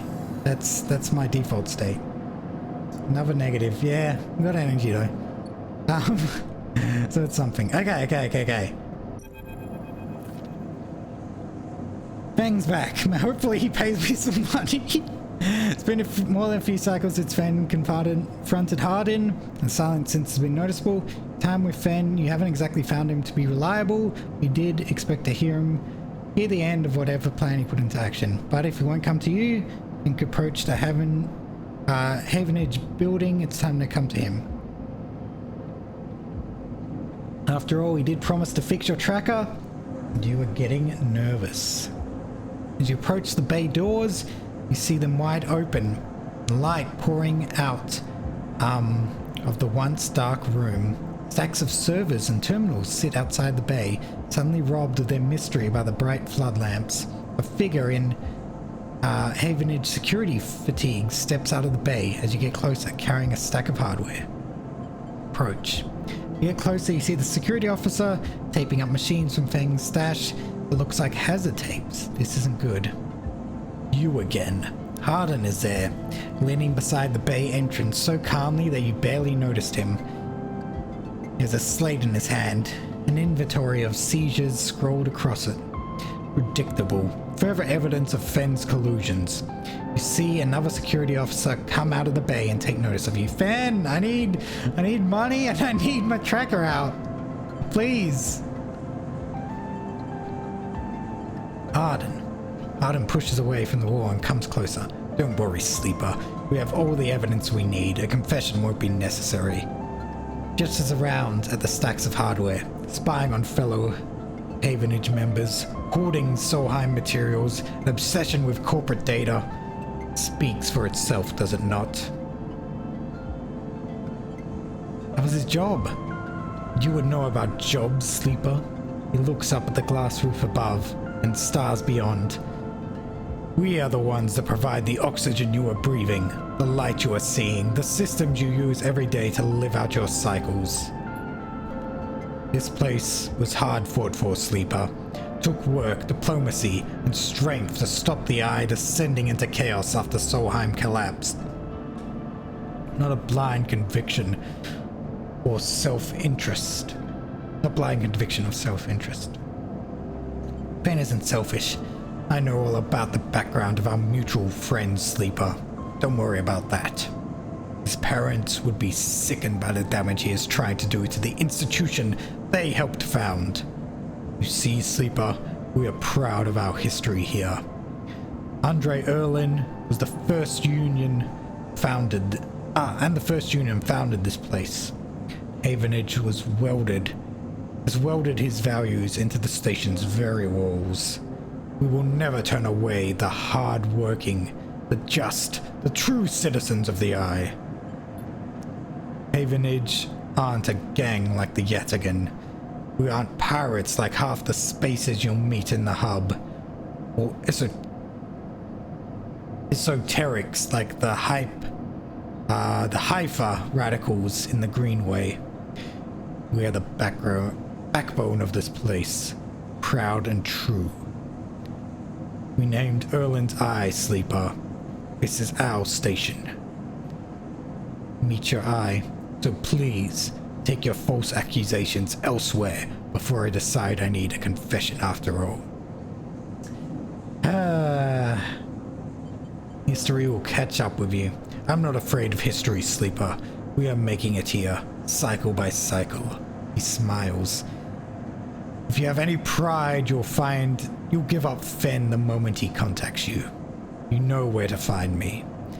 With that, Hardin turns his back and walks back towards the security officers, ordering them to continue the clear out.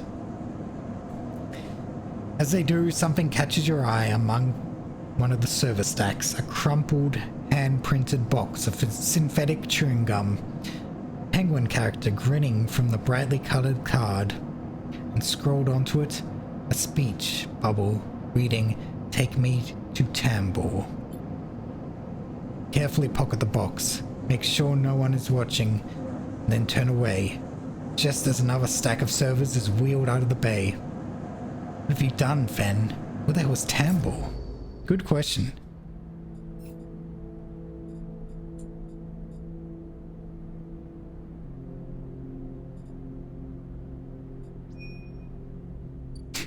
Where are you, Fen?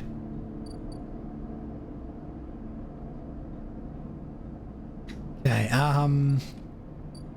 we'll try this again.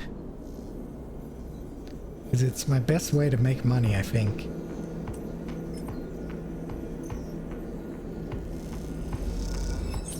Okay. Okay, we got cry. Good. Now we can eat. At least.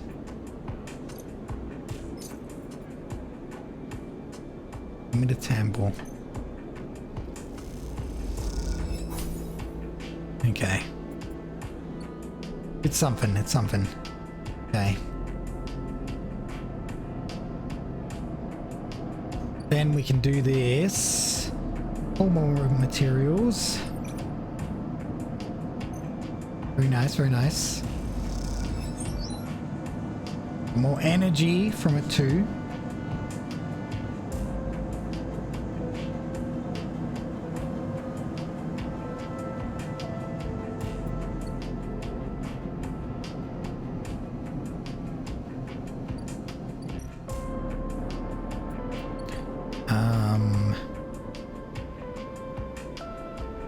Yeah, I don't know. Maybe we keep doing this.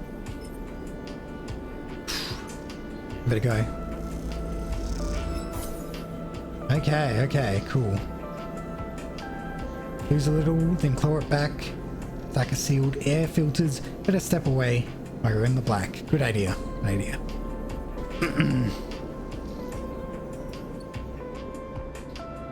And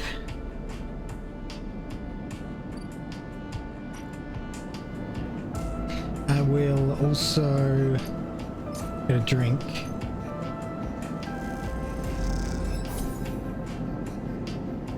Get more energy. I'll put the overlook regular thing. It'll be useful.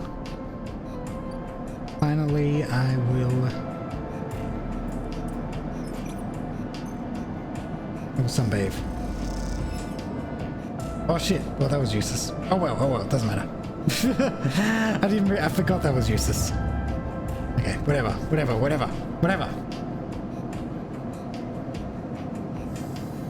Okay.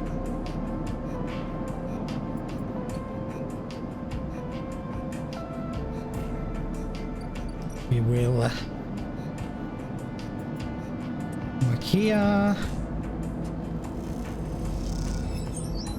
Very nice. Very nice.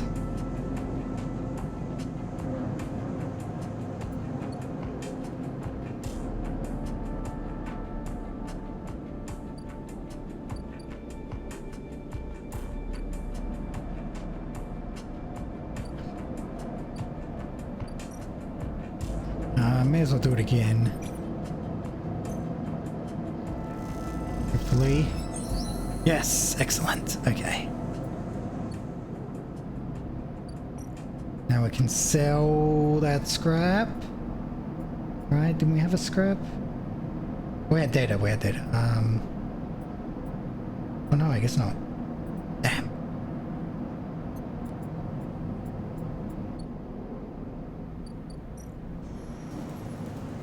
Okay, hopefully. Oh, cool, it keeps our thing. Cool. So, good chances. Yes! Oh my god, thank god. Hey, good. Good.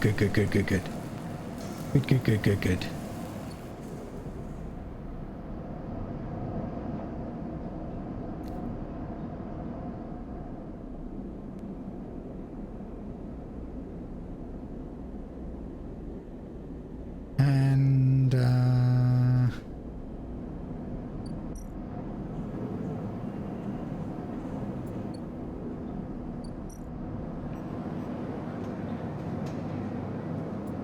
this is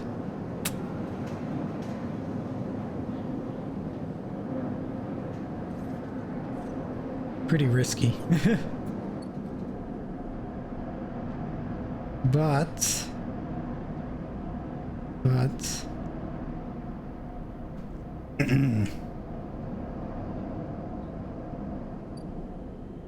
I've had a string of bad luck. Maybe my luck's about to turn around.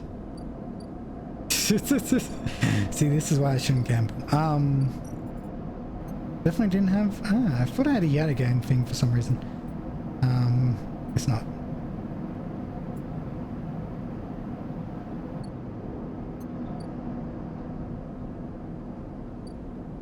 Yeah, we'll give it a go. Why not? Come on! God damn it!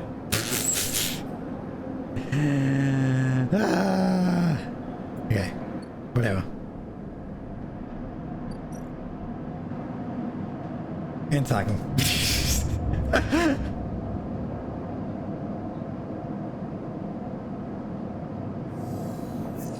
Okay.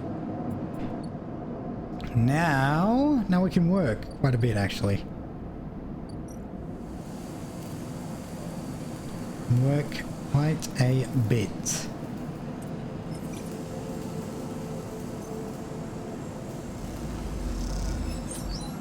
Nice.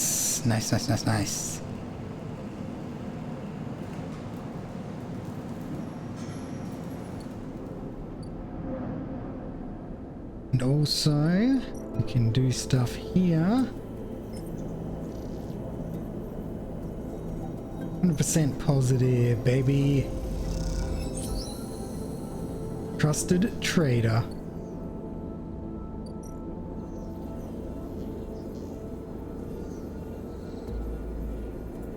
Awesome.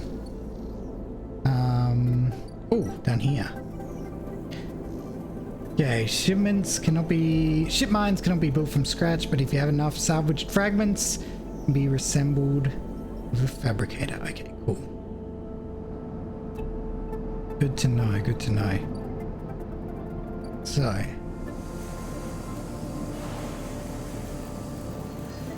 where do I engineer? Get scrap item. Maybe we can try the engineer stuff as well.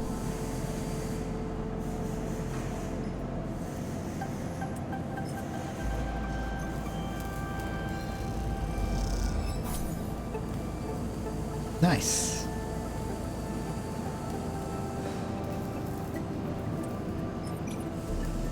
Get as much cash as we can. Oh no! Oh well. Okay. It's fine.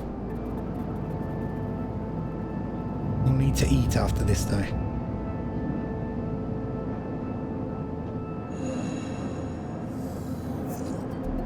Okay. Ooh, what's this? Compressor's quiet today. The usual crowds are elsewhere. Pumping music washes over a handful of spaces. Few drunks. Ethan is still in the same stool in the same pool of light. It is low, close to the bar. Bartender is ignoring him. Approach him. As you get closer, he lifts his head and turns. Sleeper! Turns to look at you. Time to pay up again, is it? He gestures to the bartender. Come here. Take their chits. They're silent. Bartender ignores Ethan. Seems they've cut him off. Hey! He slams his hand on the bar. Come take the chits! The bartender ignores him.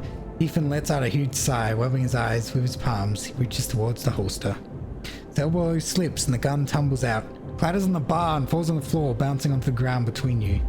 Both you and the bartender look at the gun, stare at it. Oh shit. Butterfingers, says Ethan.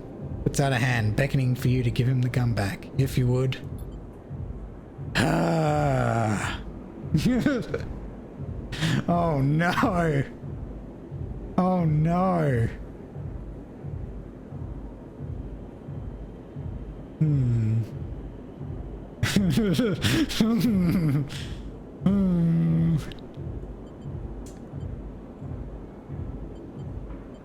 Let's go. Well, we need to get the tracker out first, really. Because if he dies, they'll just come after me even harder. So we need to get the tracker out. Slap the handle of the gun back to Ethan's hand. Thank you, he hisses. Now where was I? He lazily swings the gun past you and the bartender. Yes, leaving. He stands. Sleeper, while this has been fun, I think I've run out every last drop of this place. Time to go. Waggles the gun towards the door. Let's go see S and up. I'm staying. Ethan brings his gun hand to his face and rubs his eye. Well, bounty pays half, but up to you. He pulls the trigger. Gun clicks. By now all the attention in the bar is on you and Ethan. He looks at his gun with an amused expression. Bartender raises an open hand, and in it there are 10 shiny bullets. 10 shiny bullets he took out of Ethan's gun when he was asleep on the bar! Oh shit! Oh shit! Oh shit! The bartender! Yo! Ethan smiles at him. Oh well, he says. Hit you in the head with the butt of the gun. You stagger back. Drop to a knee. Somewhere nearby, the gun clatters onto the surface. It hits bartender MVP totally. The hits a glancing blow, makes your vision swim. Through the blur, you see Ethan wrestle a small thin slate from his belt and hold it up. Enough of this. I'm logging the job and calling it in. And taps the slate. No more playing. Your head aches. Ethan taps through a few screens impatiently. He swears and taps again. He starts shouting. They'll echo to your ringing ears. He starts screaming at the slate, throws it across the bar, crouches down and grabs you by the chin, his face close, his breathing heavy with drink. S&R just screwed me. They cancelled the contract. They cancelled the contract! Grins manically. Stands up. Shouts at the ceiling of the compressor. You stand up, struggling to your feet. The sting of the hit fading. Ethan is rubbing his temples, his face pale. You hear a clicking sound, like coins being counted, like bullets being loaded into a magazine. Shake off the last of the blur. The bartender has Ethan's pistol trained on Ethan's head. Ethan stumbles back towards the middle of the room, all eyes trained on him. I'll kill you all, he screams. He stumbles into the wall, spinning towards the door. I'll be back for that, he shouts at the bartender and lunges out of the compressor. Steady yourself on the bar and catch your breath. Rumble of conversation returns. Bartender goes to say something, and thinks better of it, begins to clean the bar. After a while you wander out the light of the bright market, looking for Ethan around every corner. Oh my god, okay, so we don't have to pay his damn tab anymore. Well, maybe we do. Ethan's vendetta. Ethan may be disarmed, but you have doubt you've seen the last of him. Okay, I wonder what we'll have to do to fight against him. Okay, and we'll get some fungus. Okay. We will also order a drink. Cool, cool, cool. Glass shatters on the steel bar beside you. The taunts don't take long to follow. Hey, Haunt! The spacer calls across the low room. What are you doing here? He laughs at his own lame joke. Playing human? Ignore him. Haunt, you dick. So yeah, we gotta do something before Ethan comes back, I assume.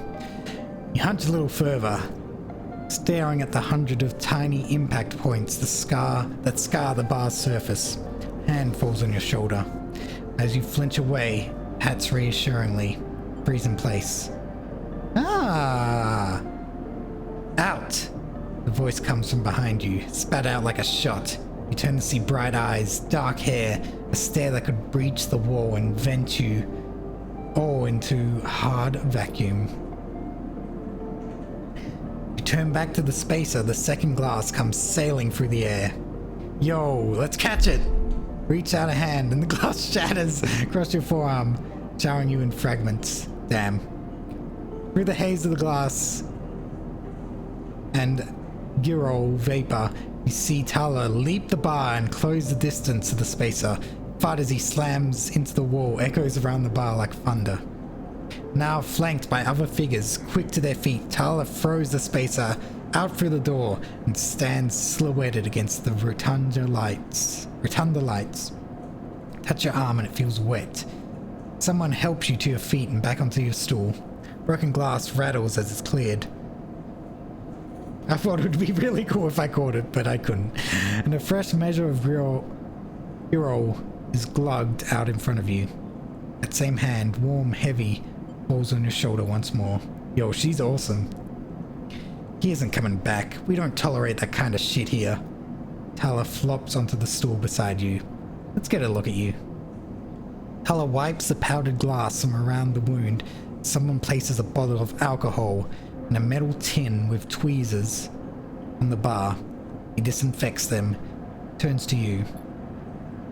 That was an ambitious catch, she smiles, pulling a sliver of glass from your forearm. Stupid, but ambitious. It was ambitious and stupid. Don't feel the pain, only the sting of status messages your body. String of status messages your body delivers concerning dermal damage and exposed structures.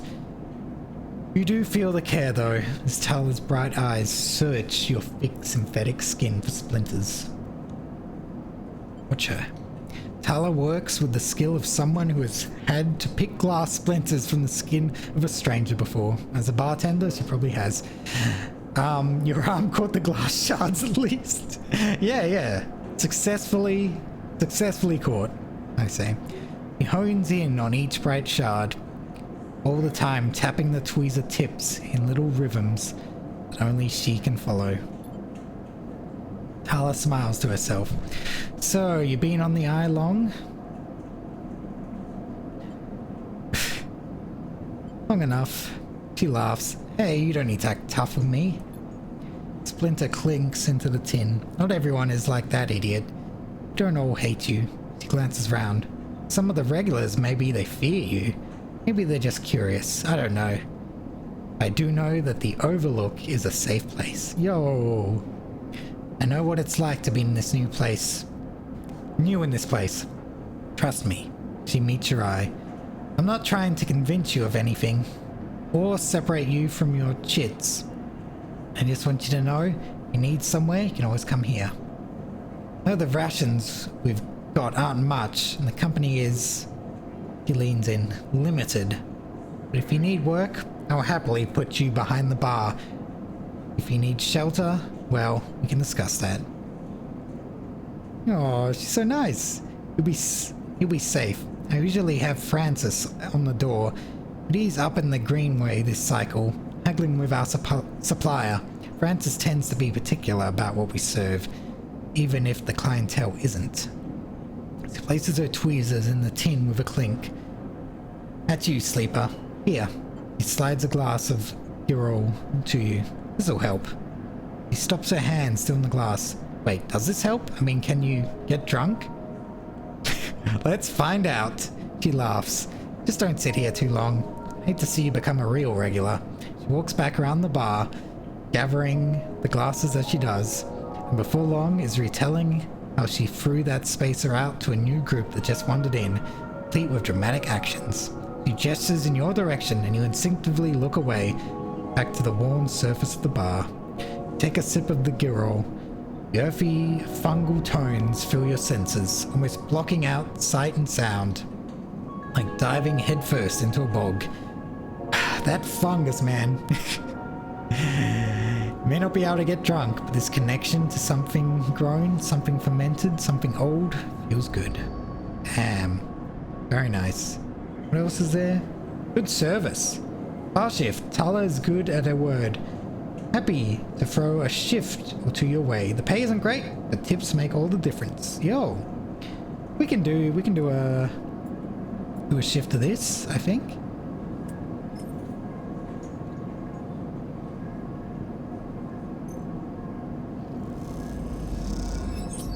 Nice! You start your shift, a crew of salvages barge in. Next 3 hours, a whirlwind of chatter and long pause. They tip well. Nice, very nice. Okay. 2 out of 2 bartenders being rad? Yeah, this game loves bartenders. I like it.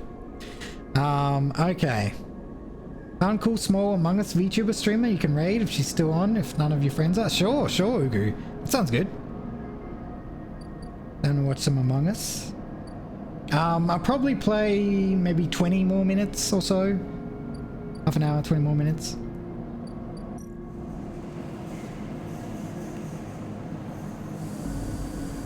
Yay. Celebris Hub. Okay, yep, I'll look into it. I better put that in now, just in case. We'll see if they're still live.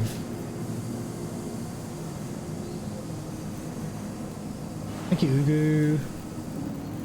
When we're done. Whenever we're done. Who knows? Yeah. So I will do some systems fitting for sure. Nice. 12 cryo, plus systems tech. Each shift, a crowd of would-be workers gathers outside the shipyard, each of them clinging to 4-digit number printed on the receipt paper. These are their assignment numbers. You've called for a shift or you aren't. As you arrive, the crowd is restless and chatter rumbles through the lines. For those who, like you, have graduated to the work teams, shifts are guaranteed. When you just walked out of a meeting with a supervisor where you were praised for your efforts, you feel the glow of a job well done. A lot better than the first time, that's for sure. You can't help but feel empathy for those huddled as you pass, waiting for their number to come up. Keep your head down as you leave the shipyard, feeling a little guilty as you do. Ooh. Oh, Lem! Hey, sleeper, wait up. Lem's voice trembles as he shouts above the rumble of the crowd. Then to see him pushing through, Mina crying in his arms. Lem! Good to see you, friend. He's breathing hard after shouldering through the waiting workers. Made it to the work team, good for you. Whoops. Dropped my coaster.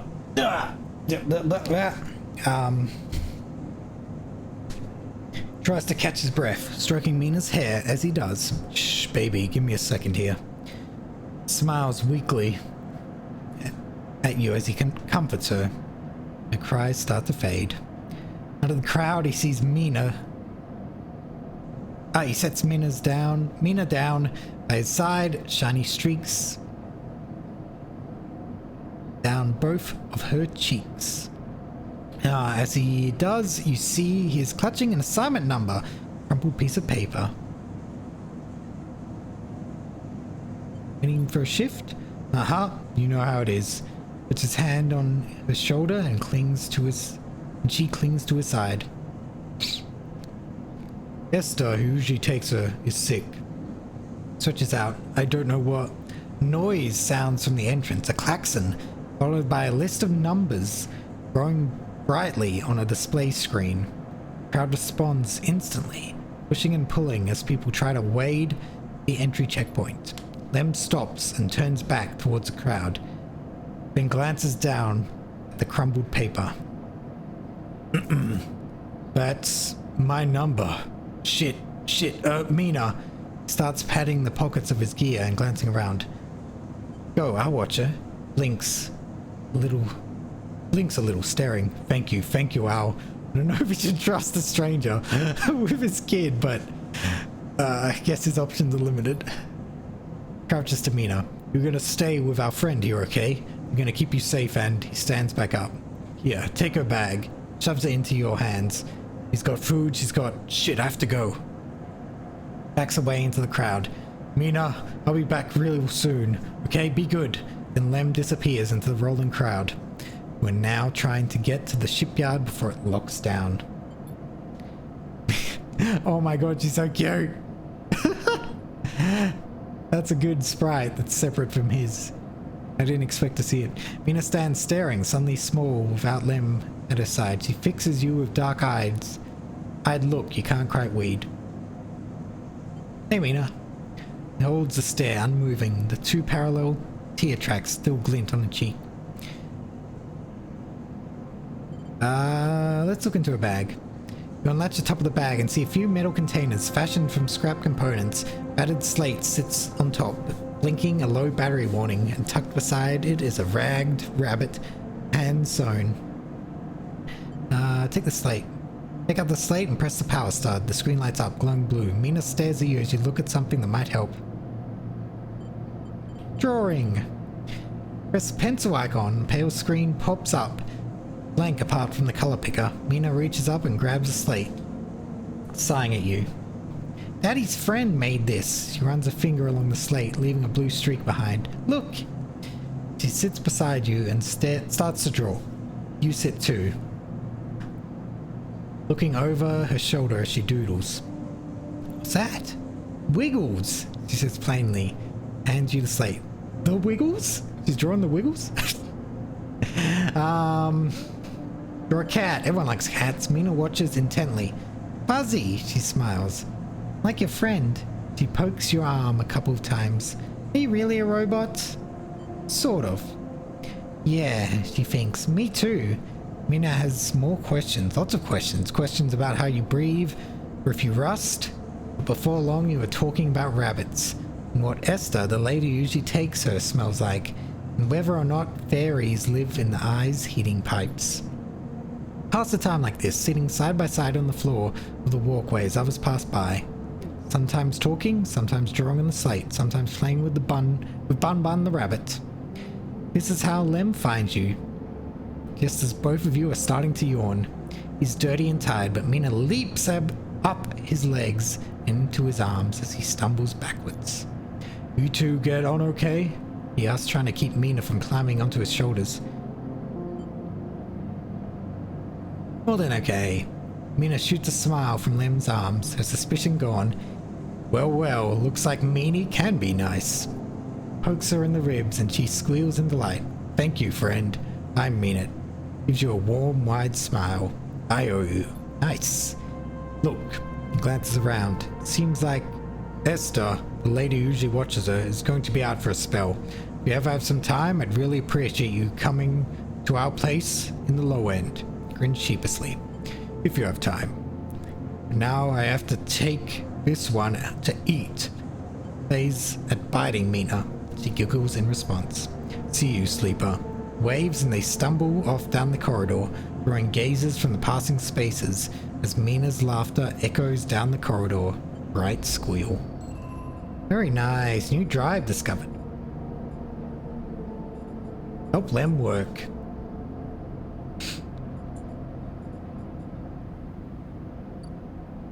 So what do we got here now? Side rail fit up. Your work as a junior tech is qualified you to work in the team handling the final tech fit up the side rail Horizons Bridge. A vast job. Give it a go.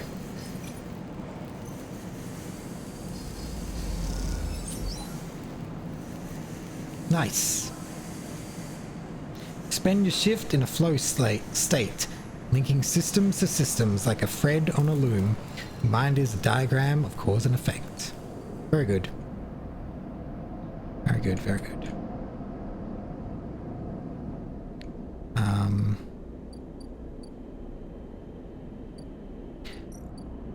Maybe we can get to the lower levels now, actually.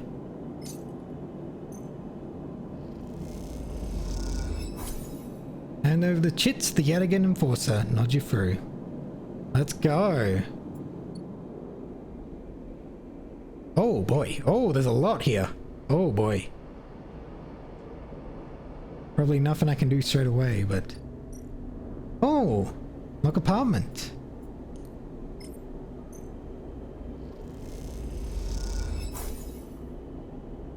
Lock clunks open. Metal door swinging inward into the dark. As you push the door open, the automatic lights flicker on inside the apartment. They reveal yellowing plastic panels, the curved shape of wall-mounting utility units. Detritus? Hello, Simon. Of a routine life arranged on every surface. I can't read, Simon. I've discovered that I can't read English, so welcome to me failing to read English. You step inside, clicking the door shut behind. The amber light of the aging fixtures glaze everything with pale orange. Actually here earlier, but I had meetings. Ah, no problem, no problem. Thank you for the head pats also. The work surfaces hold a variety of objects, indistinct in dull lighting. Pale blue light drifts from a doorway at the end of the room. The surfaces. Smudges through the thin layer of dust suggest a recent rare and hurried visit. They trace a path to the water dispenser, the auto wash, then to a cabinet still half open. On the shelf sits an empty pill case. Detritus. Ah, detritus. Okay. Thank you, Kakazato.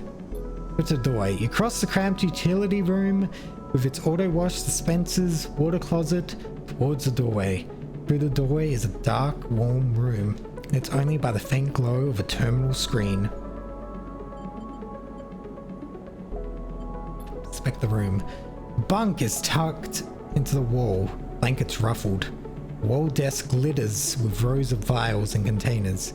Briefcase lab sits open, loaded with rows of reagents and compounds you do not recognize. In comparison, the room is clean, ordered, controlled. Approach the terminal. As you approach, there is a crackle from somewhere in the dark. Sleeper.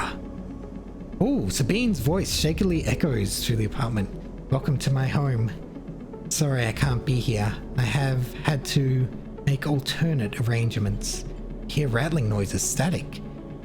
I was able to record this message, but I don't dare to show my face. Something is happening with the Yadigan. I no longer trust them. Their voice becomes distant, slipping behind the background noise. I have something to ask you. I want you to get me out. Oh shit. Yadigan were supposed to hide me, to protect me. After everything happened, I was desperate. Then, after that, I was too tired to care. The noise, like waves, passes over the recording. But I'm done with them now. I want out. Screw the debt. But I need insurance. Something I can hold against them. I have my suspicions, but I can't be sure. I need information. And yes, you know you need me. A pause, something clicking in the dark. This isn't a threat. You have to understand my position here. Another pause. I know sleepers. I've been here before. I can help you, but not with Yadigan's noose around my neck. Get me data. Get me information. Get me something I can use against Yadigan. Then I can get out, and you can get what you need. Please. Waves of static cut into Sabine's voice. Bring it here to my terminal. Get it. Get to it. I can. I'll get to it when I can. Look around the tiny room. Try to imagine Sabine living here. Looking at the desk, sleeping in the bunk, blinking into the terminal in the dark. Stop being creepy, dude. Recording cuts of static, filling the room with white hiss. and silence. Access the terminal. Sit in front of the humming terminal. Hit a few keys. Sabine has left an access port open. The rest is encrypted, locked away behind passcodes. Seems Sabine might not trust you as much as they want you to think. Who does Sabine need to hide from? What debt do they owe Yadigan? Try to assemble the pieces. Too many are missing. The only thing you know is that without stabilizer, your body will die. Glance at the briefcase slab on the desk. Glassware glinting in the dark. Turn away and leave, the door clunking shut behind you. Back in the corridor, you notice the scrolled graffiti of a blade on the opposite wall. Yadigan. You feel yourself being drawn into something you don't quite understand. Oh man, okay. She needs Yadigan upload. Oh my god, I've already sold them! Ah! Oh well. Oh okay, so this is lock maintenance. Lower end. No one knows you're here. You'll need to change that if you want to access lower end's residents and facilities. In by the residents.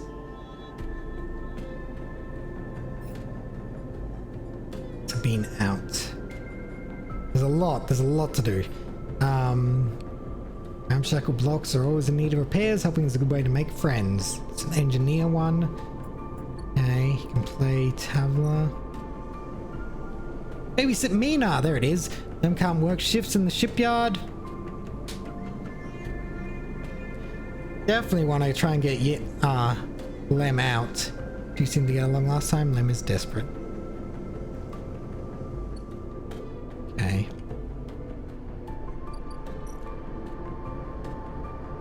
Into the spoke. Tangled network of services, passages, and makeshift tunnels cut through the spoke.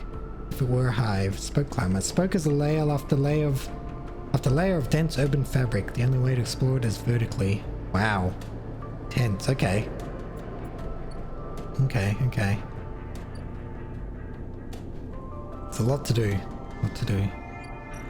Okay, let's for now...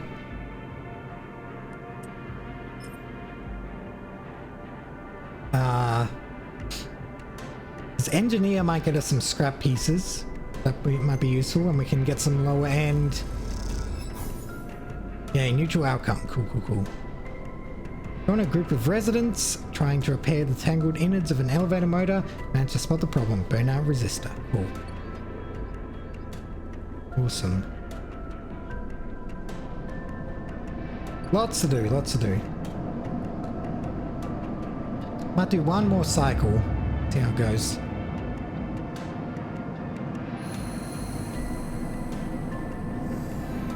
Damn, down to 3 dice. Okay, so... Keynode. Evenage agent. Oh, there's a Yatigan agent. There. There's a few Yatigan agents. Ah, awesome.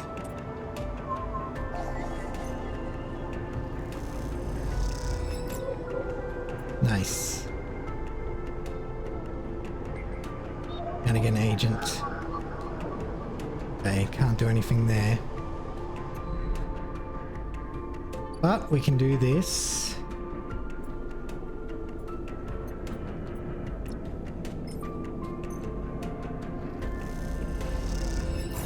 Very good.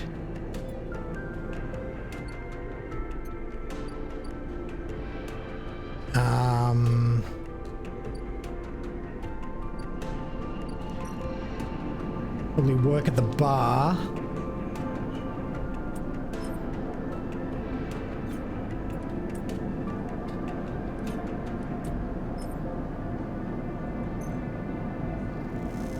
Definitely want to impress Tala, you know. Cool. We got some cryo.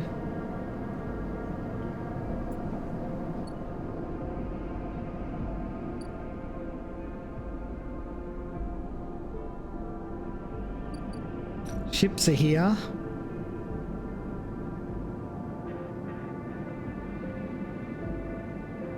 We can get some scrap for sure. Random scrap item.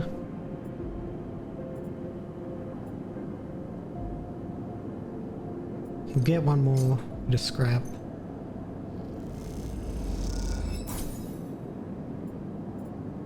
Yes! Get mine fragment, that's just what I wanted. Cool, cool, cool, cool, cool.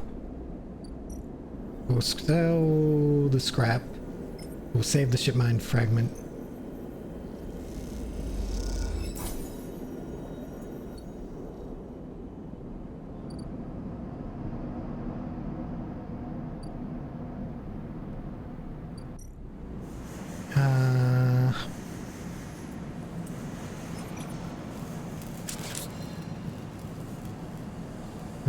Positive. What we'll do is we'll finish up by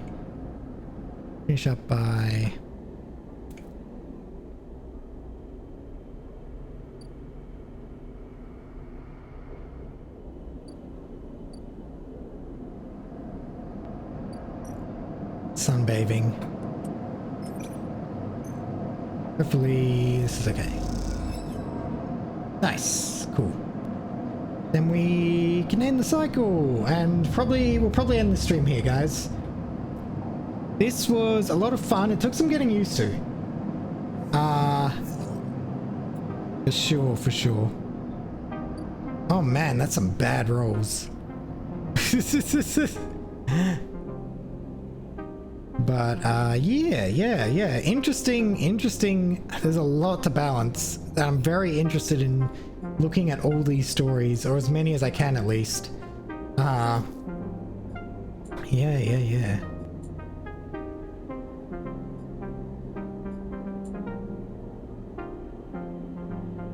Wonder where Fen is. Really wonder where Fen is. Yeah, it's very good. Thank you for recommending it. Oh, there's stuff here. Pay for passage. To reach the Greenway, you need to pay for pass. Ah, that's how you get the mushrooms. Practice invented by the Spacers moored here. They call it Founder's Ferry. Okay, so we'll keep that in mind. Save up our cryo as best we can. Cool. There's a lot to do, but we'll try and do as much as possible. I'm interested in all these storylines at least. Yeah. Cool.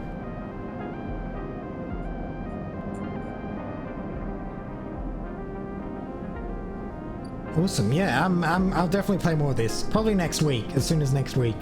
I don't see any reason why I wouldn't want to play more of this.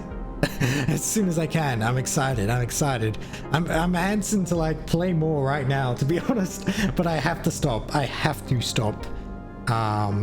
Yeah, thank you so much for joining me, guys. I'm sorry if I frustrated you with my poor decision making, but I think I've got a grip on it a bit more now. Yeah. So yeah, thank you so much, guys. Thank you. I have some things to advertise. First up, we got our schedule for the rest of the week. We still got 3 more streams coming. Tomorrow, in particular, Eternal Darkness is exciting because it's been a long time. Speaking of making frustrating decisions, I'm probably going to be terrible at that game because I haven't played in months. But yeah, very excited to get back into that. I'm hoping to carve out a bit of time on that. Probably won't finish it. Certainly won't finish it, in fact. But we'll make some progress. Very nice. And keeping the spooky thing going, we have a collaboration since Halloween. Yeah, since Halloween. It was a bit before Halloween. Yeah, that would be the last time that I played. Yes, we got a Phasmophobia collab returning with the crew, Reinverse, Frisky Frankie, and Kickerin. I'm going to post it in chat right now. That's the smart thing to do, Munch. Post it in chat. I have a edit on my YouTube channel of the first stream we did for Phasmophobia. And if you guys are interested in, I don't know, it's not really relevant story-wise, but if you guys are interested in catching up on how we did last time, definitely check that out. It's in the chat. It was kind of crazy. Hopefully we can improve. I know Reinverse has practiced So we're probably going to do a bit better. We will get a ghost in the second difficulty level, I'm sure. Definitely, this time, for sure. And then finally, Saturday. My birthday is on January 15th, so we'll be doing a stream that ticks over into midnight my time zone on January 14th to celebrate my birthday. I will be releasing my birthday schedule. It is already on my Discord. If you guys aren't in my Discord, you should join, because I sometimes release stuff early and we have chats about my content and stuff. It's really cool. Great place for the community to hang out. Check it out. But here is the schedule for my birthday stream. It is pretty... I don't know how much I will stick to this, but I plan on sticking fairly close to it. We'll start off with some announcements. We'll play some Jackbox with you guys in chat, which I'm very excited for. I will be eating spicy noodles. We have the what is this? Samyang noodles, which I failed to eat last time I tried it out. It was during my 1-year anniversary stream. I failed about 2/3 of the way in to eating the spicy noodles, but I'll try again. We'll be watching some of my old YouTube favorites. I wanted to do like a media share thing for the birthday, and this felt appropriate because some of these are from like 2007. That's when I started favoriting YouTube videos. That might have been when I started my YouTube account. Still using the same account, by the way, which is crazy to think about. Technically the same account. So we'll go through some cringe favorites so I can relive me being a 12-year-old or whatever. And then finally ending on some more community games with Gartic Phone. Throughout the night there'll be call-ins from my friends, my streamer friends, VTuber friends. Yeah, it's exciting. It's really exciting. I'm pumped. Please, if you are available, please join. I would love to have you guys here, love to play games with you, some community games, and just love to chat. Cause yeah, it's the most exciting my birthday has been for many years, because I usually don't really celebrate like at all. Hope you can survive the noodles. I will try. I'm more prepared than last time, at least. But anyway, we'll raid. We'll see if that recommendation from Ugu is still live. They've been streaming for 2 hours. They're in the middle of a game.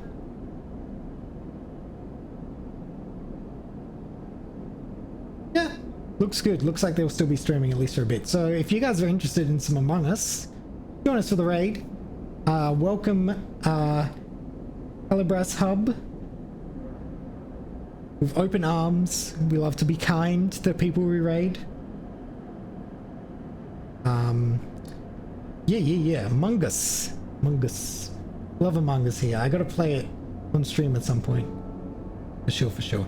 So anyway, we'll raid them, and I'll see you guys next time for Eternal Darkness. Oh man, I gotta remember how to play before that. Sometime before we stream tomorrow. Today technically, it's 1 AM. Okay, everyone. Goodbye, and thank you so much for coming. Oh shit! I gotta set the raid. Raid. I'm bad at this. I'm bad at streaming.